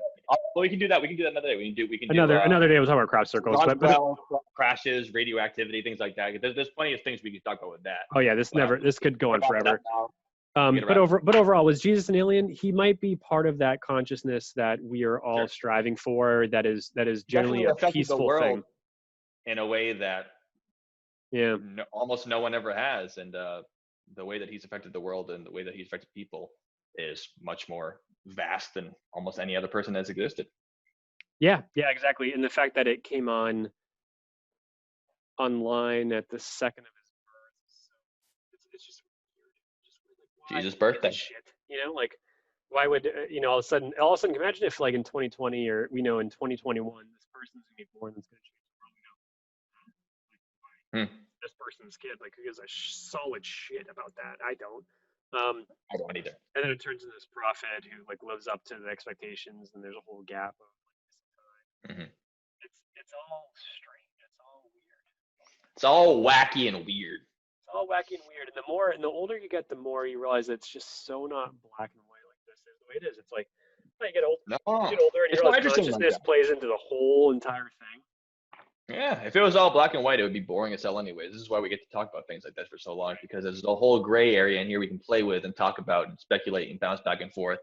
I think we got to wrap this thing up now, though, now that we talked about that. Anyone who ever wants to listen to this fun thing we're doing here, this is our first time trying it out. Hopefully we can get more streamlined and better at it. But I had a lot of fun talking to you today. Yeah. What a great topic to start out with. It was Jesus and alien. That's hot stuff. Great topic. We hope someone learned maybe anything, but we don't know. No, we're just having fun here. What do you think? Was Jesus an alien?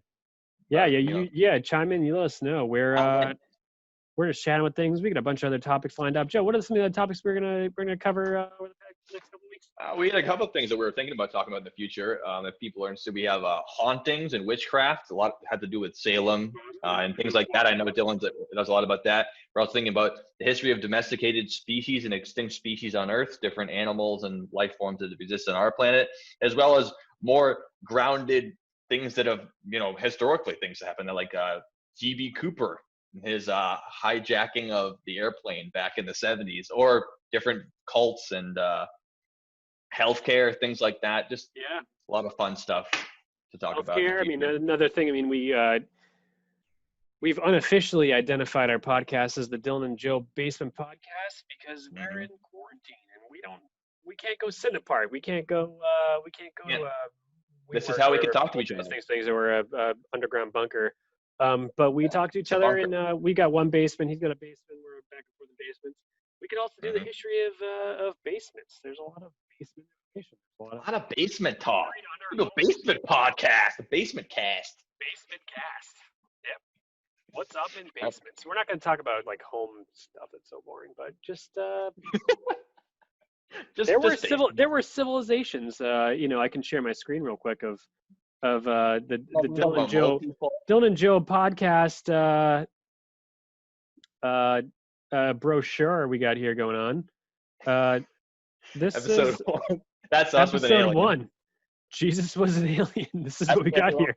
I meant to share the PDF, not the publisher doc, but the actual background of this of our actual PDF that has been spread throughout the world is specifically about. All right. So that was the podcast, people. It's a podcast. Yeah, I'm getting off topic here. You get. I had fun. Yeah, fun. There were fun basements. We had fun. Here's this chick. Oops, where did I go? Sorry, Joe. Hang on 1 second. I'm gonna get back to the Zoom because once you start sharing the screen, it gets like out of whack. Come on, everybody. All right. Well, I got you here. So. Oh, stop sharing. That's it. So that's it, guys. Thanks for joining us. We'll be back next week for more podcasts, more topics, and again, that's it. So thanks, Joe. Well, I'm gonna edit. I'm gonna edit this after this and just drop it down so we can accept it. That's it.